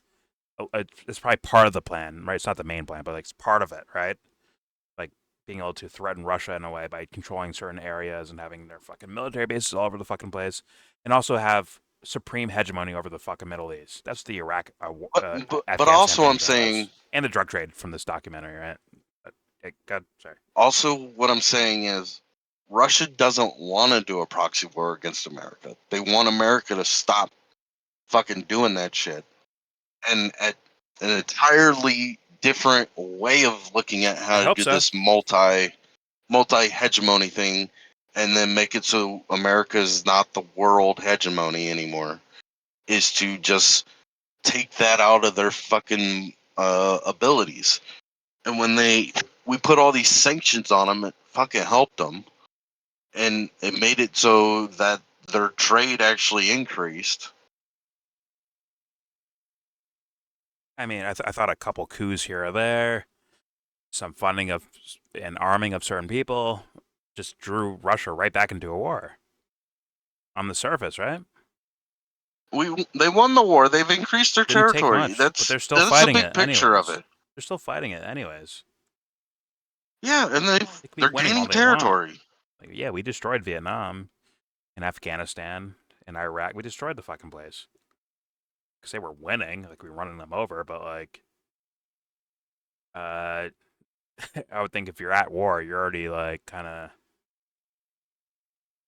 I'd say you're definitely taking a hit in some form or fashion, in my opinion. Well, then we're taking many more hits for a longer period of time, because we've done 2 proxy wars in 20 years to them, and we've been in at least 2 continuous wars for 20 years. But like we have like Ukraine-Russia proxy war on the side. That's like a side note almost. It's like a fucking. It is a side note compared to. It is a side note compared to what we did with Afghanistan and Iraq. Like the hit that was on us. Oh, in the same fashion. Define us. The U.S. You could say the U.S., but like they actually created an apparatus that. Okay. Dude, it was $8 trillion versus what did You Georgia? keep saying money. Dude, keep saying money. Dude, that's what it is. It's hegemony, dude. It's hegemony. Yeah, but aren't so they? $8 trillion Didn't they just loosen the is part of rules? hegemony. Yeah, but like the Hegemony U.S. or hegemony? Didn't the U.S. loosen the rules to where they can just do whatever the fuck they want wherever they want to? Isn't that like kind of now standard? It's like they moved the fucking what's it called This is Overton window. ridiculous, dude. You're Aren't they allowed to just like bullshit. blow up? They're allowed to like just blow up shit like wherever they want to now. They're bombing Somalia to this day. Are we at war with Somalia, Dubster? We're not. Okay, but yet then don't believe me. I'm not fucking worried about it. If you don't want to believe the fucking 30 years obvious, we're at war with Somalia. if you don't want to believe the actual shift of world hegemony to multi-hegemony, and I just don't have the fucking word in my head for what is called the multipolar. That's what it is. Unipolar, it's about Multipolar. moment ending, going Unipolar to the versus multipolar. multipolar. Okay, Yes. I'm acknowledging that, but you can like look at it on the surface and see like those guys are at war at their border, and we're bombing boats in the middle of the fucking ocean. Like we have full, like we're just killing whoever we want, anywhere we want in the world, as of right now, because that's this war on terror, right? That justified it, right? And we've lost. And we've lost. And if you don't want to acknowledge that, don't acknowledge that. Sure, we lost in the sense of like I'm an American, we lost, but like those guys, No, as far as no. rules go, No. what had to be done to get to Iraq? You're missing what I'm Hold on. saying. You're missing what I'm saying. But Israel's winning. I'm talking big picture. We have lost unipolar, and it's just we're in our death thralls of the end of the unipolar, and the multipolar is here, and that's what's actually growing. And the hedge. Economically, sure, but not militarily, bro. I don't see it militarily. Yes, militarily. That's why the move to taking the Monroe Doctrine serious again has to be established by the United States. But they were already doing that. They were already doing this quote-unquote Monroe Doctrine was already being done. The Monroe Doctrine's been practiced for 120 years because they know they've been that is doing it primary. in perpetuity. It's primary. No, It's primary but it's been over done the whole unipolar. time. You're saying like they're taking like new responsibilities towards it, like, but it's been happening the entire time. It's like I'm trying to find out like, what are you talking about? It never stopped. Okay, you know the idea of Jordan Peterson saying you got to clean your room first. Our room is the Western Hemisphere. That's always got to be the top priority. The U.S. has been taking priorities in those regions forever. Are you fucking what joking? I'm saying. Okay, so that's then, what like, I'm saying. But you're saying like there's a new precedent that's being set now that we have to like pay more attention to it. Meanwhile, it's like, but they have been doing things in there the entire time. Well, you got to the entirety of the time. You got to also acknowledge that we have disagreeing bodies in our government that have allowed we have allowed different reasons to apply through South America to where we do have communism, and that is against the Monroe Doctrine. Both parties in our government have been fucking with South America for a very long time. Both parties. They will always fuck with South America because you're saying it's a new precedent because of the new global hegemony. I'm not saying it's a new precedent. Since the 1880s. I think it was the 1880s when the Monroe Doctrine. I thought you just said we have to start paying attention to it. And I'm like, they've been doing things down there the entire time. Yes, that's Monroe Doctrine. Yeah, what about Juan Guaido? But we just saw Juan Guaido. But you were saying like we have to do something about this now. I was like, they've been doing. Well, once they acknowledge that they can't. Shit the whole time. What I'm saying is they have to step back from the idea of unipolar. Acknowledge multipolar, and part of acknowledging multipolar is our polar of the multipolar is the Western Hemisphere. Like a regrouping or a prioritization. Yes. Not a lack. It's not like they didn't prioritize it. I mean, maybe not prioritize it, but they've always been doing this to South America. But stepping it up on the list. Stepping up on the list of importance. Along with Nigeria, right? No, fuck Nigeria. Who gives a fuck about Africa? All they got is fucking elephant tusks, ivory, and They got a lot of fucking oil. I think diamonds. Nigeria is to distract from Israel. That's my gut feeling on that one. Either way, they're stepping it up in Africa as well. Yeah, they are. Because they're Yeah, they pulling have back the reins Africom. on world hegemony. They're pulling back the reins by going in further into Africa as they already been there. They're death throws. They're death throws. All this shit's death throws. You're saying. Got it, then. That's not necessarily inconsistent, right? You better not be fucking Because when wrong you about go this from right now. unipolar to multi, then you have to go make your claims, right? What's that? Well, we're When it's overreaching. a unipolar world, you don't have to make claims. When you're shifting to a multipolar, then you do have to stake out territory. Well, once again, I'm not arguing that it's unipolar the versus. flag. I'm not saying Yeah. it's unipolar versus multipolar. I think it's multipolar versus multipolar. But who's a part of the multi? That's what I'm saying.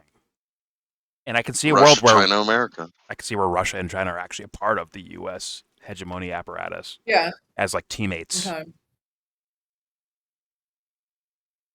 Right? But I mean, I think I didn't there get to is that this argument, to be honest with you. But sorry. group that wants to like get rid of citizens and countries altogether and enslave us all in a global 5G Internet of Things mediated social credit score system. Technocratic takeover. Yeah, and I think Man. there's people from every country in the group trying to do that. But is that like the dominant in each country? I don't know. Like, I hope somebody's pushing back on that in each country, but I just don't know. I think most countries will just follow suit.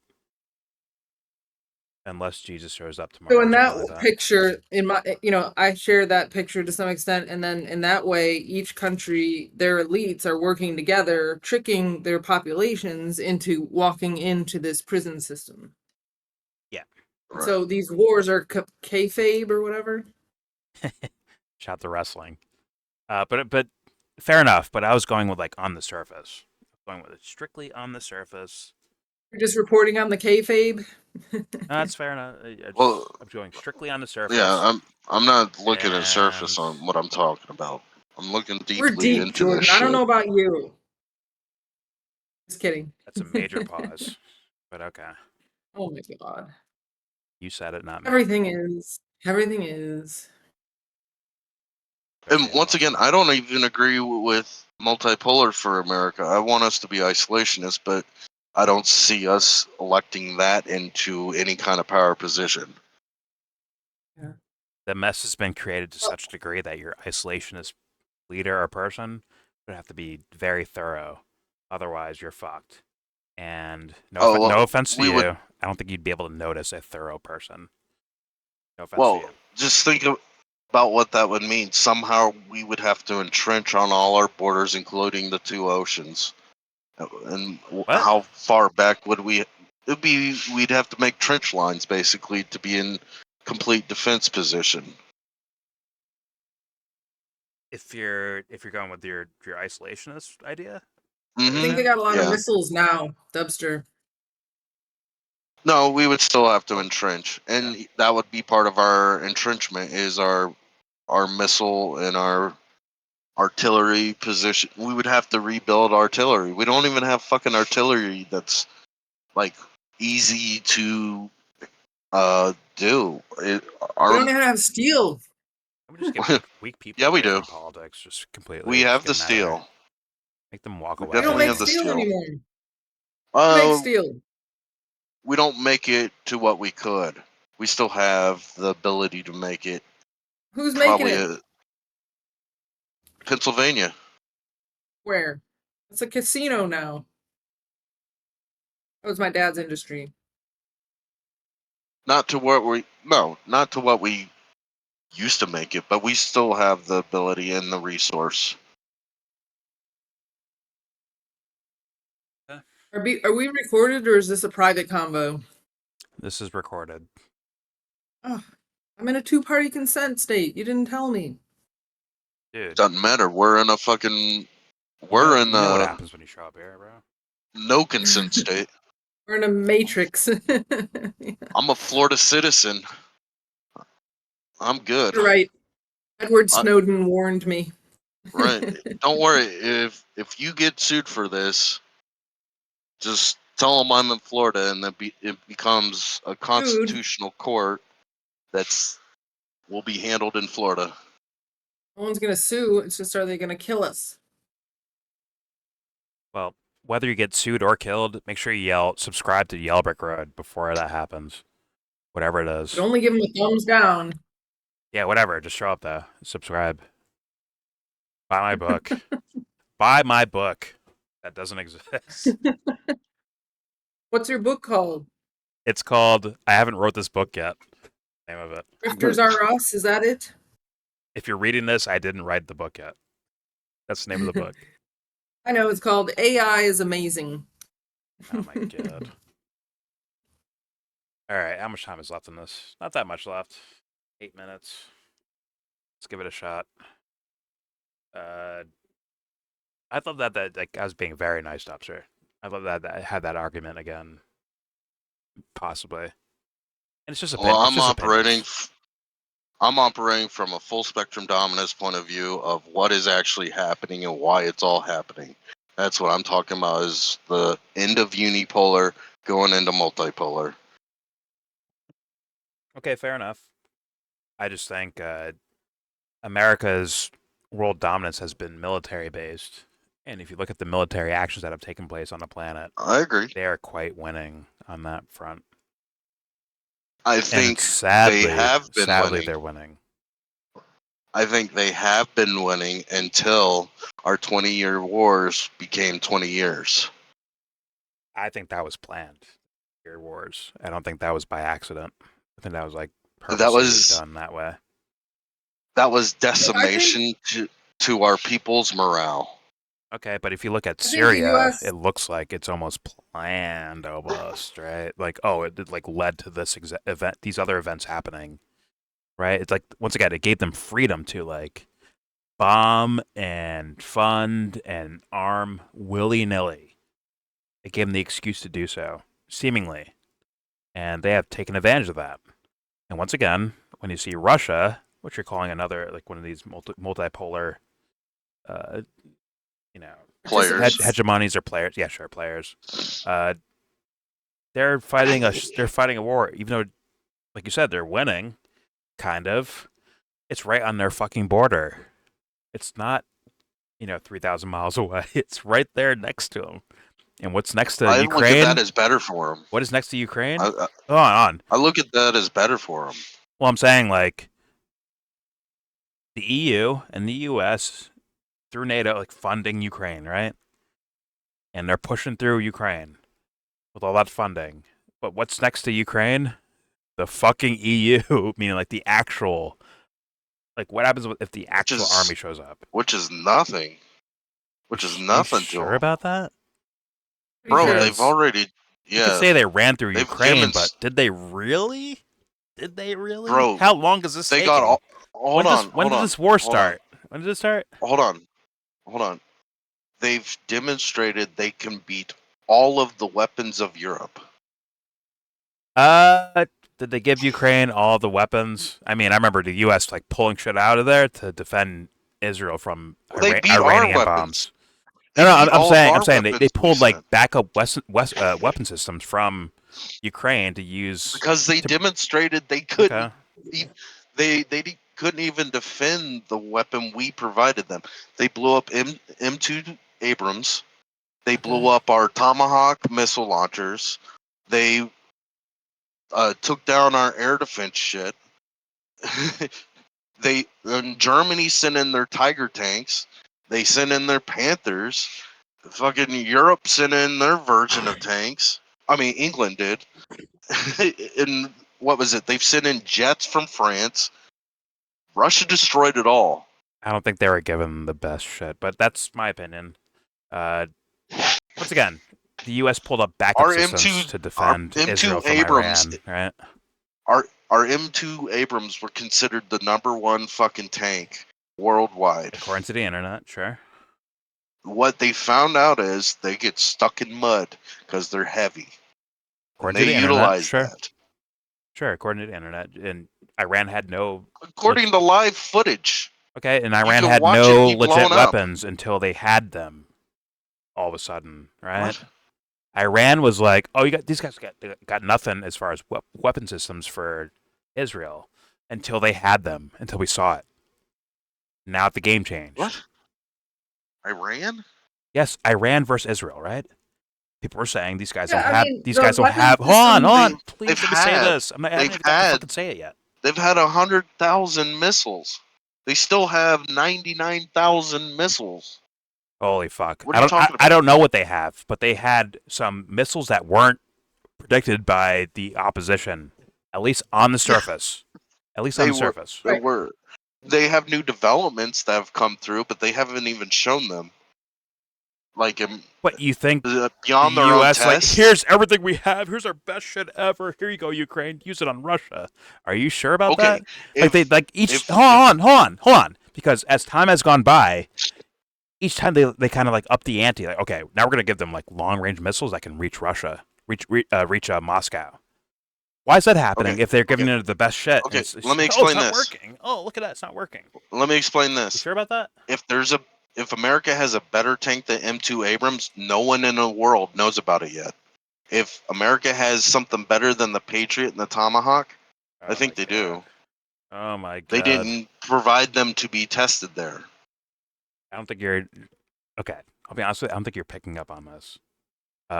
You're not hearing what I'm saying. When it comes to sure, if we the got U.S. secret shit. If the U.S. We went to got war with secret Russia, shit we haven't shown the world yet. Sure. But if the U.S. went to war with Russia, right? Where's that war being fought? And be honest, where's it being fought? In the air. Ukraine.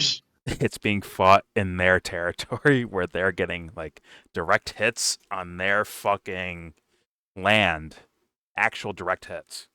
Same with China. What are you talking about? They've demonstrated with this proxy called Ukraine that they have not even gone 20 miles into Russia with an attack. They're the best they've gotten is 20 They're miles. using a floppy. Like, let's be honest. It's not the sloppy. It's the best of the best. A floppy fucking proxy that's being funded. That's being like forget about the U.S. The U.S. is like, oh, whatever. Here NATO. Here's some weapons. You use that. It's like that level of shit. It's not like here's the U.S. directly like we're gonna fuck you up, Russia. Shit. That is not the case so far, right? Well, it's a proxy fighting them, just like but, Afghanistan. like, a proxy fighting them. What was the purpose of the war in Ukraine? In my opinion, fuck. Yeah. Probably more control, but maybe the purpose could be to just to keep them occupied, right? Yeah, because to tie them down while they finished off Syria. They let Syria go. Right? Exactly. They let Syria go. To have a new front of organ trafficking, child trafficking, all that stuff open up when they shut down Afghanistan. To cleanse that whole region so that they can seize it by these global, agricultural conglomerates. Okay, so America, Europe's point of view, that's what you're talking about from the Ukraine side and the. Well, I'm saying who got it to happen and what are their objectives? It's not necessarily. But not from the point of view of Russia. What's the point of view of Russia? Russia is They didn't different. start it. Allegedly, Russia allowed to let them go. Sorry, Russia allowed for okay, sorry, Syria, you're done. Assad, if you want to come over here and stay over here as protection, please come on over. But we can't keep holding up. Russia couldn't hold up Syria. No, you can't hold up a country if the people can't hold it up anymore. And they were too weakened and beaten down and propagandized. And I just want to point out, it's not just I don't know about that. That's the thing. I don't know about that. That's the thing. Well, Amy. that's my view.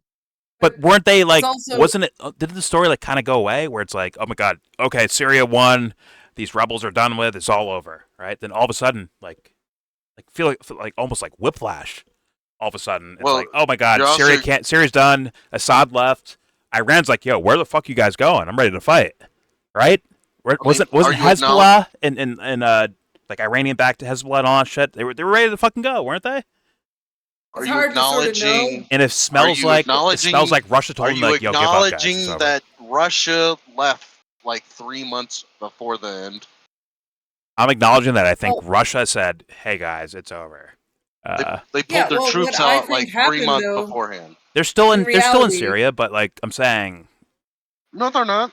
Are they? Yeah, getting kicked out. They're getting kicked out right now. Okay, they're What being I kicked out, think right. though is that the U.S. had this strategy of hollowing it out. They're stealing their wealth and they're blockading. And so they were slowly starving the patient over time. And then there's also, which is another important front of war that you didn't mention, not just on the battlefield, but the propaganda and the information war and the shaping the mentality of people. So what heavily was done by Qatar and Saudi was inculcating this animosity against the Syrian government, despite it being in the crosshairs of the U.S. and Israel, getting all these Sunnis for have a 20 plus Sunni, years.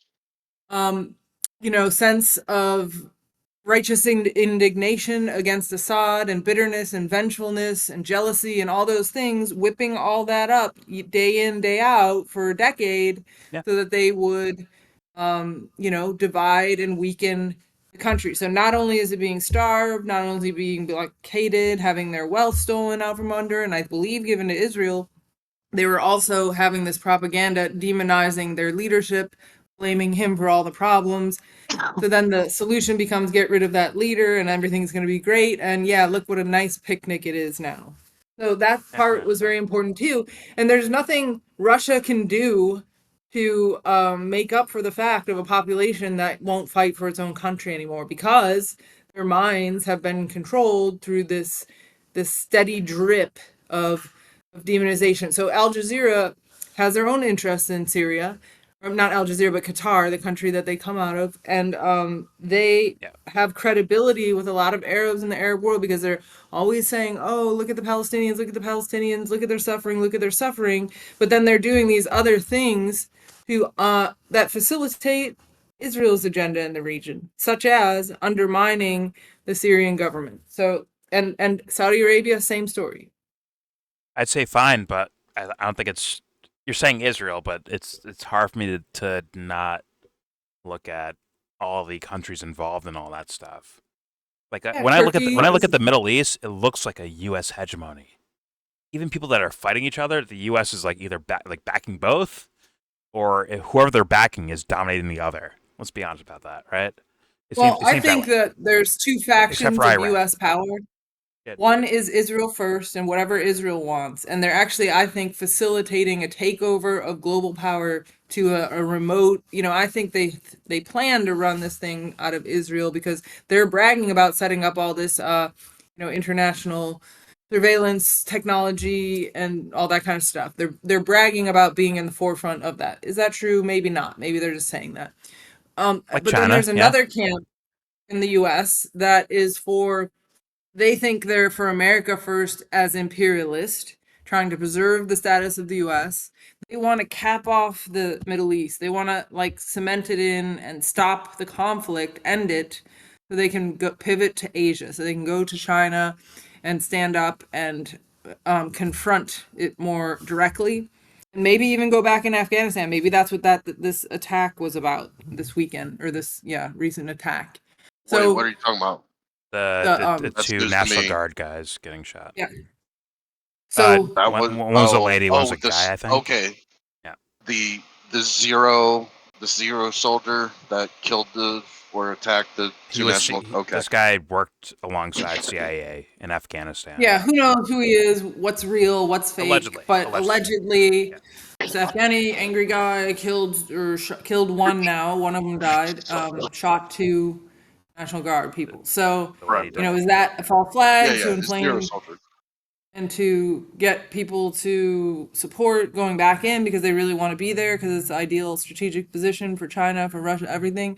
So who knows? But I think there is this tug of war and the Tucker Carlson wing that wants to go and confront China more directly. And not necessarily a war, but they're showing their presence and building up and encircling and all that kind of stuff. Okay, fair enough. They just want to quiet down the Middle East, so they don't, they're not picking a side. They just want every side to settle down and deal with each other and But so I don't think either one cares if every single Gazan is slaughtered, like whatever, I agree. in a slaughterhouse. But that's sort of the policy debate with the people who do have influence, I think. Fair enough. I mean, once again, if I just step back and look at it, maybe they are potentially, like Dutch was saying, potentially there will be this multipolar thing happening. But if I look right now, who has hegemony over North America? The U.S. Who has hegemony over South America? The U.S. Who has hegemony over the Middle East? The U.S. Who has hegemony over Africa? The U.S. Who has hegemony over most of Eastern Europe, except for, I guess, Russia? The fucking U.S. I mean, like, they're just there.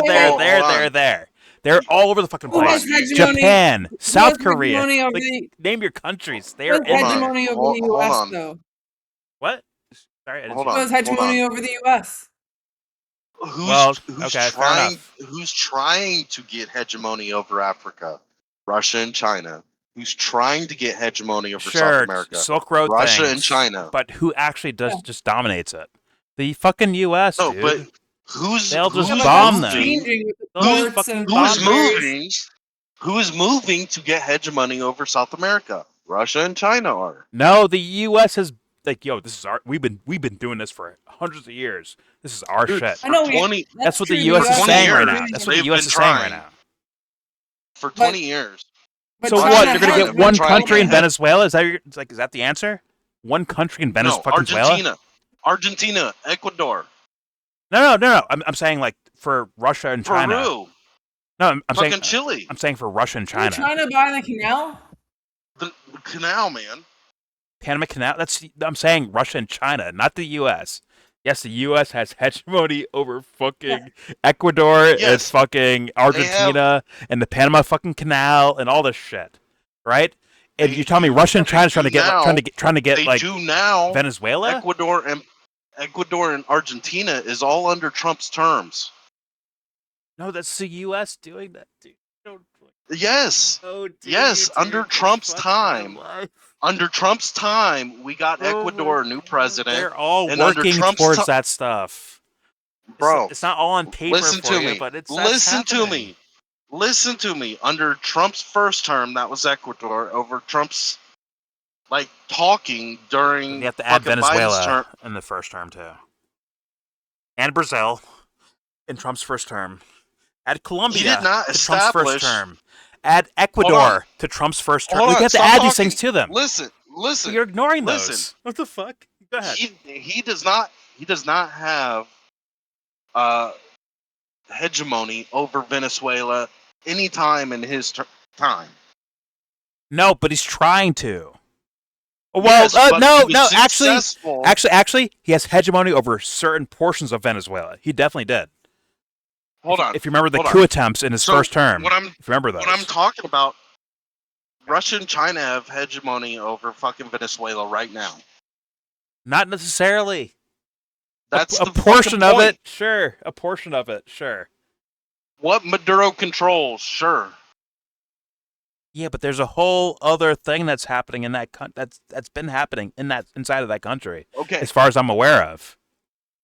Okay, so shout out to the fucking blue armband motherfuckers. Yeah, go ahead. Okay, so Ecuador was China specifically. No. Argentina. Nope. Argentina. Nope. No. Ecuador? No. Okay, was it Russia? Okay, what time period are you talking about? Let's go there. What time period are you talking about? If you mean like the window where I'm forgetting his fucking name. When this dude was fucking president. At first it's like if you look at the actual Julian Assange case, how the fuck did the Ecuadorian embassy give up Julian Assange in England, right? In the UK. It was through Ecuador, right? Now what years were that? That was under Trump in those years when the Assange thing happened. But let's be honest, like what years were they quote unquote legit versus I guess. Sorry, going against U.S. policy versus going with U.S. policy. Let me read it to you. Since 2008, Cordero or something. Since 2008, Ecuador has been part of a loan agreement with the Petroecuador. Ecuador State Oil Company sells Amazonian crude to PetroChina. Ecuador committed 96,000 barrels per day to Chinese firms. And the U.S. sells farmland to fucking Chinese. To China. So 2008. So 2008. That's your time frame. That's the influence. It's investing. That's the hegemony. But they got these 11 billion. They got these fools to give up Assange. Listen to this. Sorry, God. If I give you $11 billion for 96,000 barrels of oil a day back, I've technically paid that loan off in what, 6 weeks? But the loan is probably for like 25 years. Yeah, you said 2008 with Ecuador, but once again, if I bring up Assange and the idea of Ecuador and what U.S. did to get Assange into custody with the government of Ecuador, it looks like they're almost owned by the U.S., like blatantly owned by the U.S. in those moments and times. But so 96,000. All right, never mind. Yeah. Times 40, as in $40. You got that's $3.8 million. Now divide that by 11 billion. Are there any geniuses? That's the low end. Mentally calculate that. That's for the me? low. I'm not. I'm using a calculator. So that's. I did it backwards. My bad. 11 billion. What the fuck? I screen move without me touching by 38.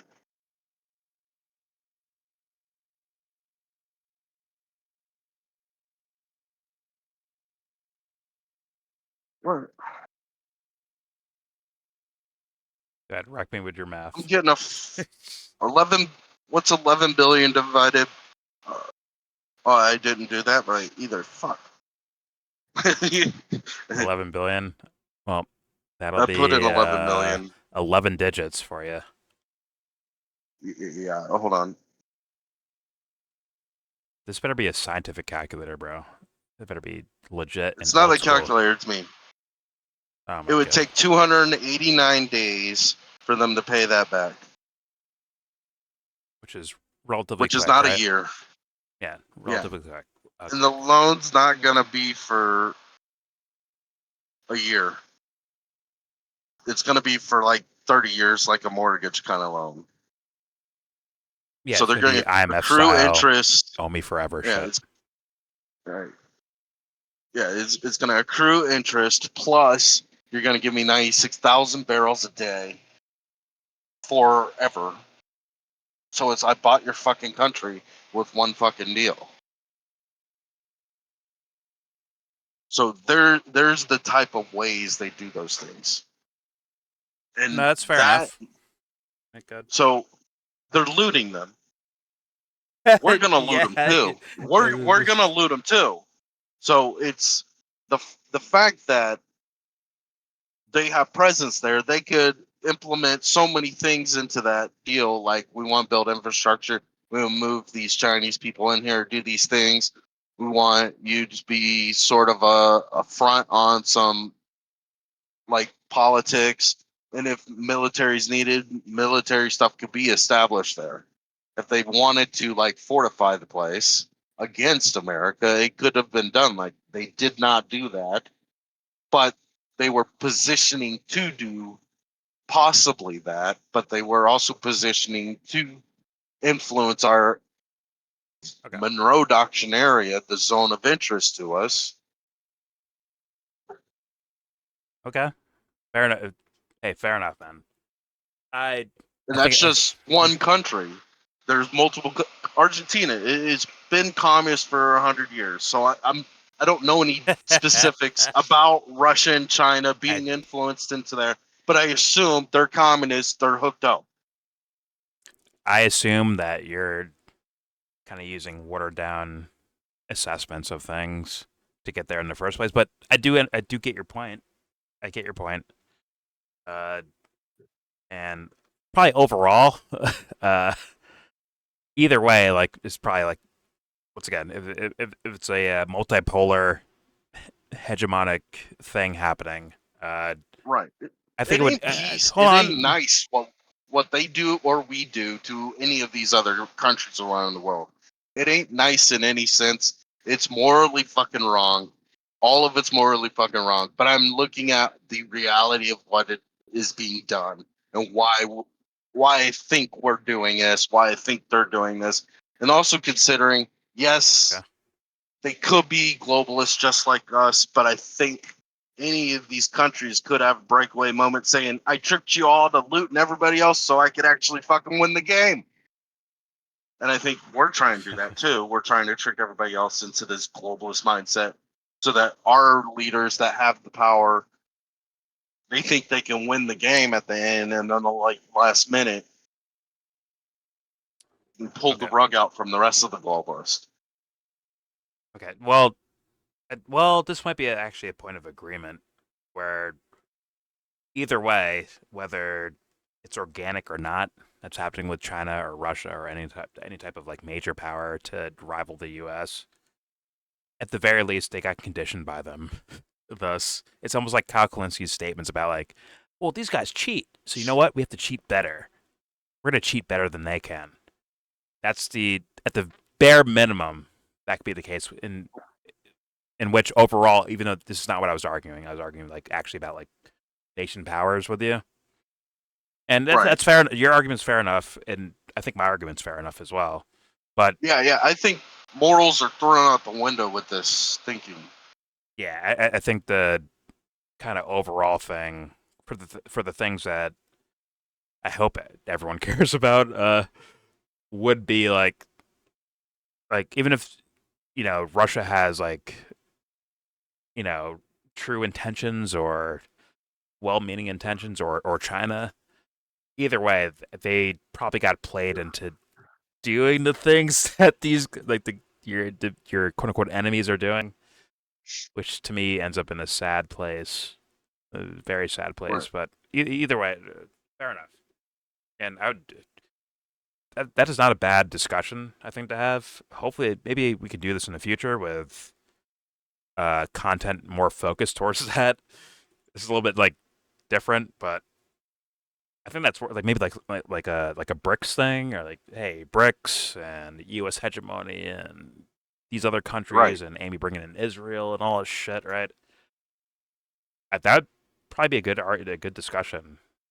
Like bring Sebs in and her ideas of like, because she knows a lot more about like some of these foreign, like in Africa in particular, like policies and shit like that are like fucked up or stupid or whatever the fuck. And bring that into the fold to really like go over like, okay, where is the hegemony going? Is it multipolar? Is it kind of a team of gangsters dominating over other people? I think that's very worthy. To me, what it looks like, yes, America currently is still at the top of the fucking like pyramid, like the food chain, but they're realizing they're losing that. They're expending themselves, like they're spreading themselves too thin across the world. They're demonstrating that their weapons can't compete with at least Russia, and China doesn't demonstrate their weaponry that much. They do on their own test. They're kind of low key, but they're not low key. I would say, yeah. Right, like we're not seeing their shit in battles. Yeah, being tested. So we don't know if it's good or bad, but we do know that their steel's made poorly, which is just an aspect, but that doesn't really measure up to what's the. I can't even say I know that, honestly. I know they're playing the like the good guy. Like, hey, no, we're just China here. Don't worry. Yes, listen, we're not robbing. We're not gonna beat you up for diamonds. We're just gonna ask nicely for your diamonds. Like they'll do it like a different way, right? A different form of like hegemony in a way. But yes, go ahead. Right. Their game is stealing our technology, and that they're pretty good at that. But like me saying their steel's weak is like me saying your body armor's weak. But what if they can shoot 3 arrows before I could get close enough to even fucking shoot one or whatever? Okay. Yeah. Right. That's fair enough. That'd be an interesting conversation, but I want to like backdrop that with some sort of like maybe documentary style thing or a story about. There are some people that talk about it. Oh no, I'm aware of this. Yeah, I'm aware of this. I just maybe want like the right people around and also the right backdrop for all of that, because I think that would be like an interesting conversation. I would say, in my opinion, South America brings that to my thought process like every fucking time when we talk about shit like what we're doing in Venezuela. And I think he could make that argument, but he won't, because one, it reveals the game, and he doesn't want people to see the game. I have to take the guy for on the surface. Like, you're telling me I can't. It's about drug dealers. Right, Got it. Okay, but you're doing this. This makes no sense. Got it. But you've already established he's a liar, so you got to start thinking, why is he lying? But nothing will. Okay, every answer would be like, okay, then, dude, you have to like leave office. You're done. Leave office. You're done. You know the show House. Yes, I'm aware of Shadow the Fox. Okay. I'm aware of House. So one of the statements he always says is, listen to the patient, but don't take the patient as telling you the truth or he's lying to you. It's just more information. Yeah, but your end assessment is this guy has to go, right? When it comes to Trump, either he's lying to us or he's lying to us with a good heart, with a heart of gold. Either way, get the fuck out. You're done. Well, do you agree with that or no? It's not moral to him. It is the game. Christ's sakes. Then he's an idiot too. He's too dumb and too corrupt. Get the fuck out. That's my opinion of that. How do we get America to stop playing the game? And should we stop playing the game? In countries apparently they're allergic to honesty. Hold on. The history of countries stop playing the game is the fall of the country. I'm not going to sit here and ignore this guy lying to us. I can't do it. I'm sorry. Have you?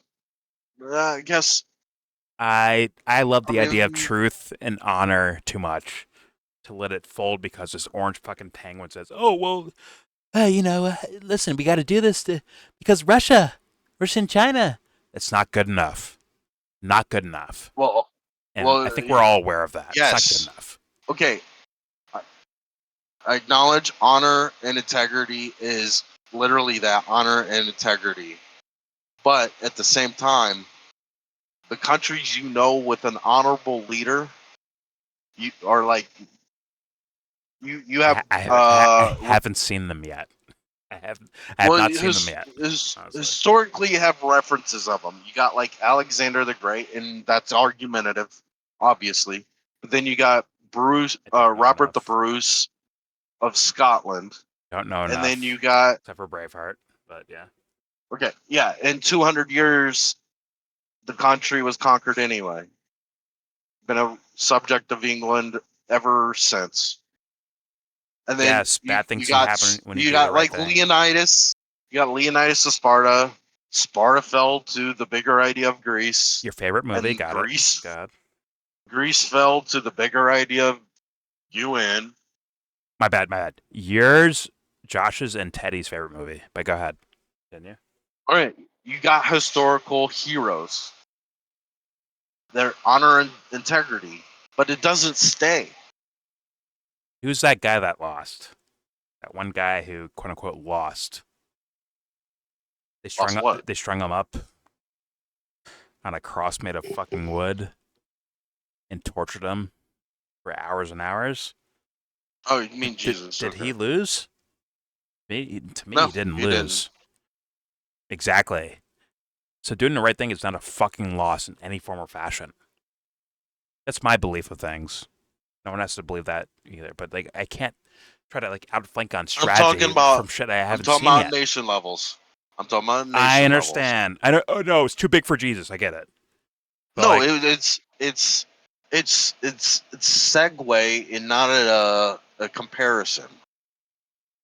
Yes, it is. It's not a comparison. Doing things for strategy versus what nation really was doing Jesus things? trying? What nation on earth was Jesus trying to maintain, grow, handle, like all those aspects? He wasn't trying to do that in that sense. The nation of morality. He was trying to do it. Someone's got to do it, man. Someone has to do it.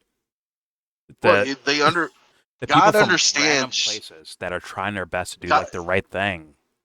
They have to try to. God understands that we're not that. Okay. The paranoid strategist that's trying to outflank someone on like geopolitical strategies. If we make the world like entirely of that personality, the world goes to fucking shit.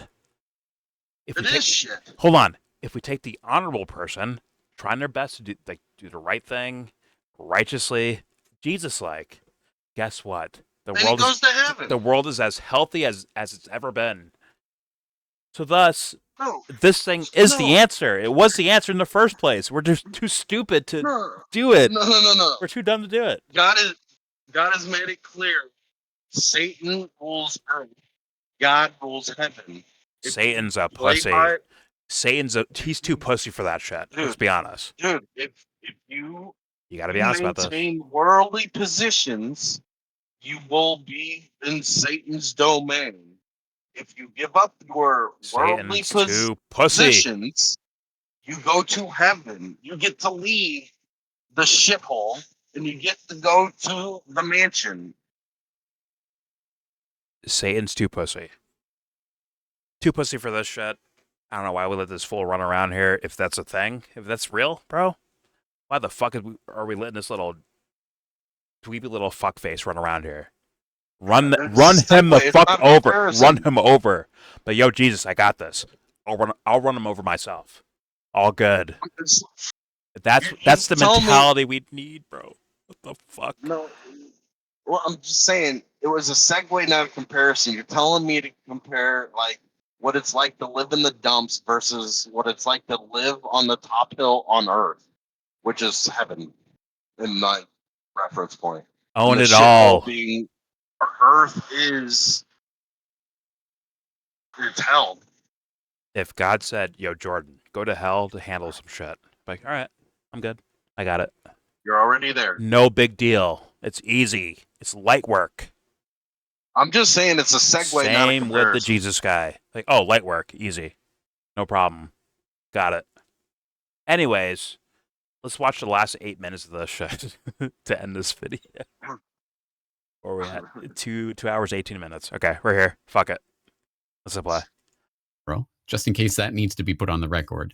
Shut the Corbett. Again, we have to not fall into the easy binary trap of CIA bad, therefore Maduro good, or any other such silly. Yo, Satan, you heard that, bro? You're a little fucking pussy. Again, we should reflect on the fact that, yes, Venezuelan generals engaging in drug running were actively facilitated by the CIA, exactly in line with so many operations that we have seen in the past. And the question should be, well, why? Why are they doing this? Now, if you do go and watch that full 60 Minutes report, you'll see that the CIA was saying, well, we were allowing certain shipments to get through so that we could gain the trust of the various dealers so that we could go after Colombian drug runners. And it was all part of this grander operation. And you will also see the dismissal of one lower level, I believe, DEA agent in that particular report who was saying, if that's what the CIA thinks that the DEA should be doing in these cases, they're wrong. That is illegal. We should not be doing that. And senators and others coming out against the CIA in making that argument. But of course, I think that's the limited hangout argument. What is this really about? Well, as has been shown by Peter Dale Scott and pioneering researchers like that in decades past, as well as researchers of today, well, one of the primary concerns of this drug running and facilitating the drug trade, of course, is money.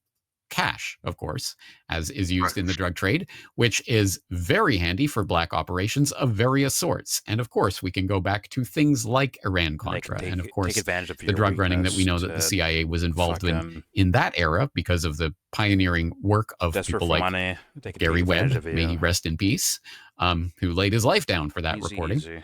And who demonstrated, yes, the CIA was, again, actively facilitating the drug runners in situations like that because, of course, it provides the money for the black ops, the cash that is laundered that can be wielded around the globe as necessary, and, of course, can fund contras of various sorts, i.e., narco-terror gangs that can be used as convenient pieces on the chessboard to overthrow the various governments that the State Department once targeted.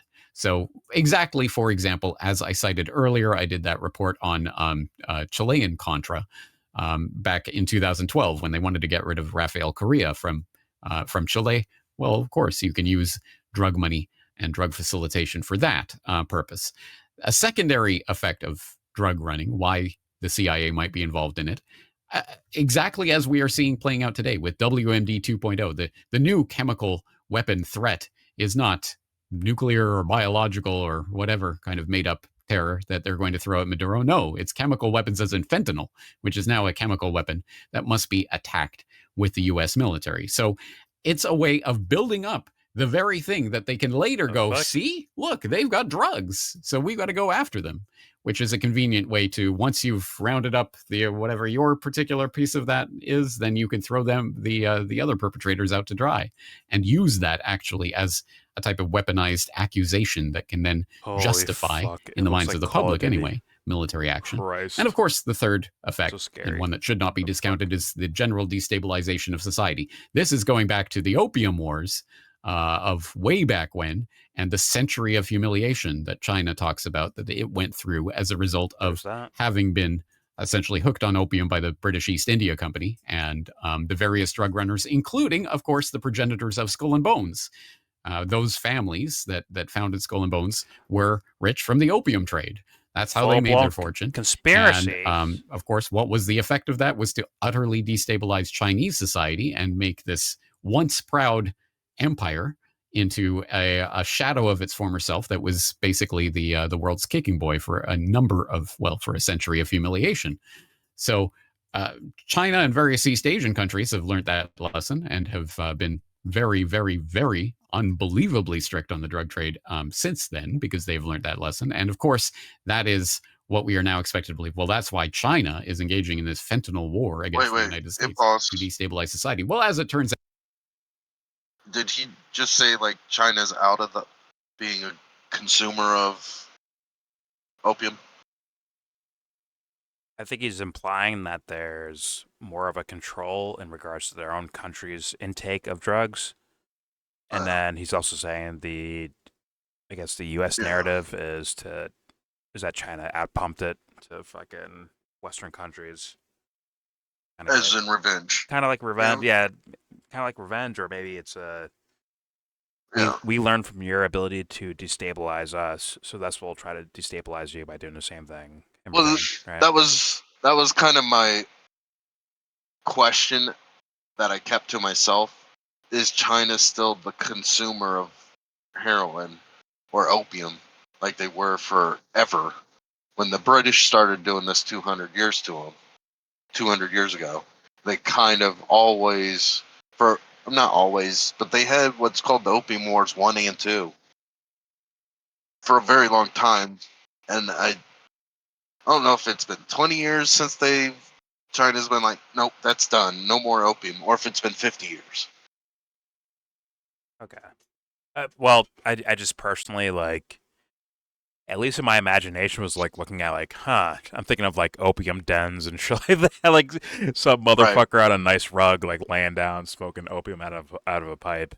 Like, I don't think that's around anymore. But there could be still like they still have an level. underground. Yeah, they have an underground for sure. Right. Like everyone else does. But is it as there's significant as it was before? Probably not. Probably not, right? No. Like they reference it in the Sherlock Holmes movie with Robert Downey Jr. Like, that's kind of when I heard of it the first time, is in that movie, and then I heard about politics later. Okay, fair enough. So I don't remember that from sure. I seen that movie. Don't remember it that. they end up in a Chinese opium den kind of thing at some point, and it was a time reference for they went. It must have been the second movie. They went to China for something. Okay, fair enough. I think I heard about it from documentaries, and I did see it in movies too. But my mind goes to documentaries, is from where I've heard of fucking like opium dens and shit like that, like way back in the day or whatever. But all right, here we go. Since then, because they've learned that lesson, and of course, that is what we are now expected to believe. Well, that's why China is engaging in this fentanyl war against the United States to destabilize society. Well, as it turns out, actually, the CIA was there way before China. And that, of course, was a part of the crack cocaine epidemic of the 1980s that was facilitated by that CIA drug run, or at least CIA facilitated cocaine into the U.S. in the 1980s that became the crack epidemic and Freeway Ricky Ross and all of that story that, again, Gary Webb and others have talked about and I've covered on this podcast before. So ultimately, if you want to destabilize and demoralize a society, you get it hooked on these poor kids heroin, came up with crack. opium, fentanyl, whatever the drug of choice for the era is. And a country that is opiated is one that is easily conquered. So I think we should keep that in mind. There's also benefits to destabilizing your own country. When we hear about stories like what is these Venezuelan drug boats, we should be putting it in this context and reflecting on, say, the fact that NATO was really trying to end the drug trade for you want somebody taken out. I always got a crackhead that could have done it, even though it wasn't a crackhead who done it.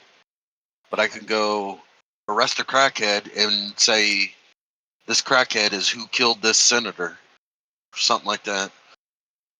While a professional actually killed the senator. Well, narrative-wise, corporation president. Yeah. It provides many levels of benefit. And also still money. It's still internal money that could be siphoned out of the people. Narrative-wise, I agree. But I think the actual drug of choice by Americans that actually puts them to sleep is the idea of like looking at things through the guise of entertainment rather than like being active or being like a part of the project that you're watching. It's like almost like sitting on like cross-legged or pretzel-legged, right, on the ground as like a kid. All right, Mr. Corbett, tell us the news today. And you're just like a passive watcher rather than like actually a part of the engaging with the thing in front of you. And that's happening on, in my opinion at least, on many different levels, from things that are supposed to be considered like serious, right? Like news or politics. But even that, the way that shit's output, it looks like entertainment almost. Looks like TV shows down there. Right. 2 TV shows themselves, towards like you're just like a passive watcher instead of like being a part of the experience itself. And if that happens, bro, you don't need drugs. You don't need drugs. You don't need alcohol. You don't need anything. You just fucking, like, people will just fall for shit straight up. They'll just be like zombie mind watching things. But yeah. Right. I've thought of this in the sense of watching local news while I'm in Clearwater, and they're talking about this far away place called Tampa. 3 people got shot the other night, and like it was presented in my head like that, like this far away place that I will never go to. Tampa, 30 miles away. In a way, yeah, you're right. If there's things that can happen on like a couple blocks away, it's like, oh, that's way the fuck over there. Over in the Iraq territory. Bro, I fucking one time. So one of the places we could get food is right in front of the police station, and we don't do that anymore because they wanted that place to do something else, so they kicked us out of the place. But at first they liked it because they could keep an eye on all the homeless people with all their cameras and shit. But anyway, there was this one day that they had a place that were gonna go fucking raid, and 110 fucking cop cars, even a fucking like a military style Humvee thing, like I don't know exactly the term, but I think they've been called Hummer? cats or whatever. I don't know. It Like a it was cop like car? it was That's like Yeah, go. it was a military vehicle, but the police could use it for this thing. 100 of them formed up. I might be exaggerating, but it was at least 60. I hope you are, because 100 is a lot. That's a lot. It was. I mean, it's still 60 cops forming up, and I'm like Yeah. 2-3 cops per car. Yeah. And then this one it was more than a SWAT van. It was like a Hummer style, shut down the fucking block with a M16 or M60 on the fucking top of it. It was serious operation. Fucking And ISIS in the fucking city or something? no, we know the direction they went, and it okay, I know that the town ends, like their territory ends in 3 miles, so it's got to be this one place. So all I was thinking was this is a drug bust. That's what it's got to be, because otherwise we'd be hearing fucking shooting like at the moment. And why would they form up away unless it was like such a bad shooting that they needed to regroup outside of the area? We'd be hearing that. Yeah. We'd all be running in the fucking opposite direction, the honest truth. But no, this had to have been a drug raid, in my humble opinion, or like a multifaceted drugs, human trafficking, all this kind of shit. But we never heard anything on the news about this at all. And I'm monitoring news since I've been talking to you, and this has happened since I've been talking to you. So I never once heard what the fuck that was about. Interesting. And it's just, that was literally 3 miles away from me, and it's just, I forget about it all the time, but then I say stuff like this, and yeah, that was 3 miles away from me, whatever that was. I mean, I wouldn't be surprised if like local news is mostly just like, as far as like stories like that, like it's mostly just like press releases from police captain or whatever the fuck, police commissioner, or even on a higher up level, whoever, right? DAs, governors, whatever the fuck. Like, to where like we're not allowed to know unless there's a press release from these higher bodies saying these things. I can't even it wouldn't surprise me at all. Yeah. I may have just missed the reporting on it, or it may have just never been reported on. Because I looked for that for multiple days. Like, was there a press release for local or county? I didn't find any of that. I didn't find anything like the local news saying we did a bust and we got this many drugs. There was human trafficking in this area. Nothing. Just either I missed it or it was never reported. I can personally say I've heard of stories that would have won people like fucking Pulitzers, but no one actually like on like the main levels ever covered it. And it's like, yo, this would make your fucking career right now if you covered this story, but they don't do it. I've seen that several times, honestly, but I don't know. I don't know exactly. I don't know about Florida news or whatever the fuck, but well, I can imagine it though. Yeah, good. Also learned by first witnessing a jumper on a bridge that the news does not cover suicide attempts ever, anywhere in America at least, because they don't want to encourage it. Yes, I'm aware of that. In fact, I saw an entire documentary about specifically about suicide attempts. And yeah, that is not a thing that I'm aware of that they cover. So I mean, they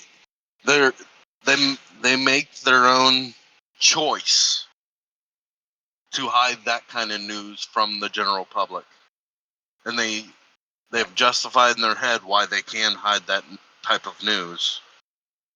So why couldn't that apply to many other things? Yeah. No, I agree. Well, less might be about integrity. It might be more about access. As in, if you spilled a story, we could never give you another fucking quote again or a source again. It opens your mind once you witness something like that to where what else could they be justifying? And like logically, yeah, I agree. Or possibly, I'm not trying to like put all the shit on them, but like possibly, sure, I could see that. And that's a rough well, life is rough, right? Life is a tough shit to fucking deal with, right? So maybe you can like have some empathy and understand why someone might be like, hey, I don't want to just say the story because it could lead to some other problems, or maybe there's an undercover that snitched on the whole thing, right? And if I blow this story right now, it could lead to that guy being caught as an undercover. Maybe he's working other operations, whatever the fuck. So thus, in their minds, they might be like, oh, I can't say this. Can't say I know. I'm just saying, like, I'm trying to leave room for all of life to happen. My mind goes right to, like, hey, man, if we could fucking deal with the shit up front, everything up front, I think we're a lot better off, and there's no need for undercovers or stupid fucking shit like this, bro. Like, kind of, like, dumb excuses to do shitty behaviors, in my opinion. But either way, let's continue. Let's continue with more reportage from James Corbett. Here we go. These Venezuelan drug boats. We should be putting it in this context. And I don't know how much time is left. 6 minutes. There we go. Anyway, these are some things that we should at least have in mind when we hear about stories like what is these Venezuelan drug boats. We should be putting it in this context and reflecting on, say, the fact that NATO was really trying to end the drug trade for decades there in Afghanistan. They just couldn't do it. But hey, here comes the Taliban, and they did it pretty much overnight. I wonder how that works. It's because, of course, they're not trying to end the drug trade. They're trying to facilitate it. Of course, they like to keep it criminalized so that way they can control it and, of course, profit from it. That is part of the way this system functions. And until we learn that lesson, well, we'll continue seeing things play out like we are seeing currently in Venezuela. And so now, as the world waits with bated breath for whatever military action may or may not come, hey, who knows? Maybe Trump will do a deal with Maduro and suddenly they'll be best pals, or however that works. But surely there are black operations and deep state machinations that are taking place even as we speak. We'll see how that plays out geopolitically. But at the very least, we should be wide awake and aware of who is really behind and facilitating the international drug trade. And it could be stopped if there was an actual impetus to stop it. But there is not, because there is money to be made for various bad actors. There's a lot of information in today's episode and a lot of links to further reports that will have much more information on each and every one of the things I've touched on today. So I hope you will avail yourself of the show notes at corbettreport.com for that info. But that's going to do it for... Okay. The fucking closed caption. All right. And once again, I'm going to give credit to James Corbett. Not that I agree with everything he says or his ideas of the world, but at the very least, he sources so fucking much. He does. I've been to his website. I've looked through his videos. He sources every little thing he shows. Same with like Last American Vagabond. I'm sure Derek Bros does the same thing. Whitney Webb, these guys. People may have disagreements with those guys, but they do source basically everything they fucking show. And which allows you, the viewer, to look at what they're citing and showing for your own arguments how you agree and disagree with what they're citing. And maybe you come up with a different hypothesis or a different stance. I hyper agree with rabbit holing through anything shown to you. Like once again, I'm lazy when it comes to sourcing. I show like shit I'm looking at, but sometimes we talk about things out loud, and I'm just like riffing off the top of my head. I'm not looking at like a news source, right? But I am aware of this. I am aware of what I'm talking about. It's just like I'm not like giving you the source for that. If that makes sense. And that's a fair question. That's like someone actually asked me that in the comments. That's a fair question. Like, hey man, you should like source what you're talking about in these moments or that moment or whatever the fuck. I'm like, damn, that makes sense. I am lazy though, and I do like riffing. I like black swanning. You know, I like just going, just hit record, go, right? And a lot of times I have And no you idea what the fuck I'm about to hear. Yeah, good? You, the viewer, always have the ability to Google what you think is a phrase from us, to where you think something we said it came from something else.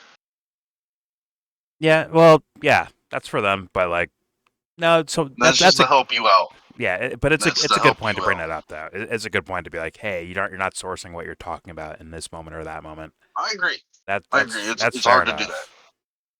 It's not hard to do. It's just I really like black swanning. I really like that. When I hit record, bro, I flow. I just go. I just talk and go. But some people are a lot more like astute about that, which is definitely Corbett and Last American Vagabond and fucking Whitney Webb. Once again, not saying I agree with all their opinions. I'm just saying, like, at the very least, they source damn near everything they talk about. Damn near everything. And I kid you not, Well, damn near everything. How long does it take for them to do a video before they release it to the public? Weeks, right? It's an actual documentation report they're putting together. They're thinking it through.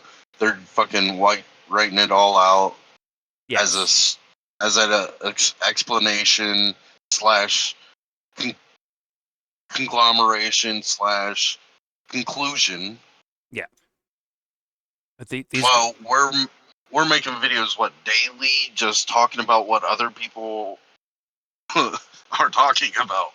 Yeah. And we're just like sometimes just thinking it through ourselves and arguing about it. Typically, I mean, like, if I had to actually guess, like 98% of times, I don't actually watch something before I show it on video. Like, this is actually my first time watching this video right here. We just watched. I did not watch this before. I did not have like prior reference. I'm kind of just like kind of riffing off of what I'm seeing, and just like your initial thoughts kind of pop up and you just start talking about it, which I think is like extremely valuable, as much as the academic style of things, of sourcing everything and having references and proper language and all that shit, right? Like, that's very valuable as well. It's just, it's not Jordan. It's not my style. And I think most of my Discord is kind of the same way. Like, we're all just kind of like, we just talk, right? We're just like saying things. I couldn't think of multipolar for 20 minutes.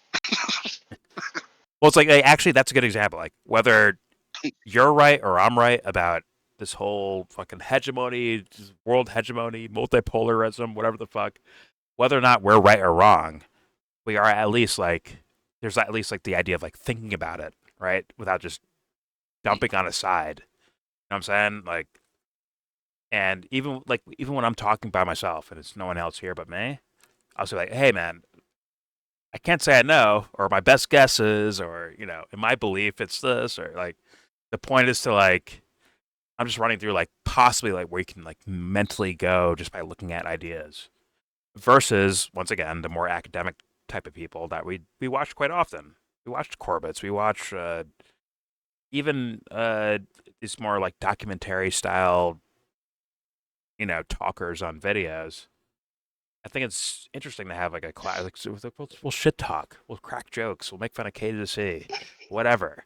Like, well, like that happens as well. Like, that's part of life, and I think it's beautiful too. It's just the academic thing.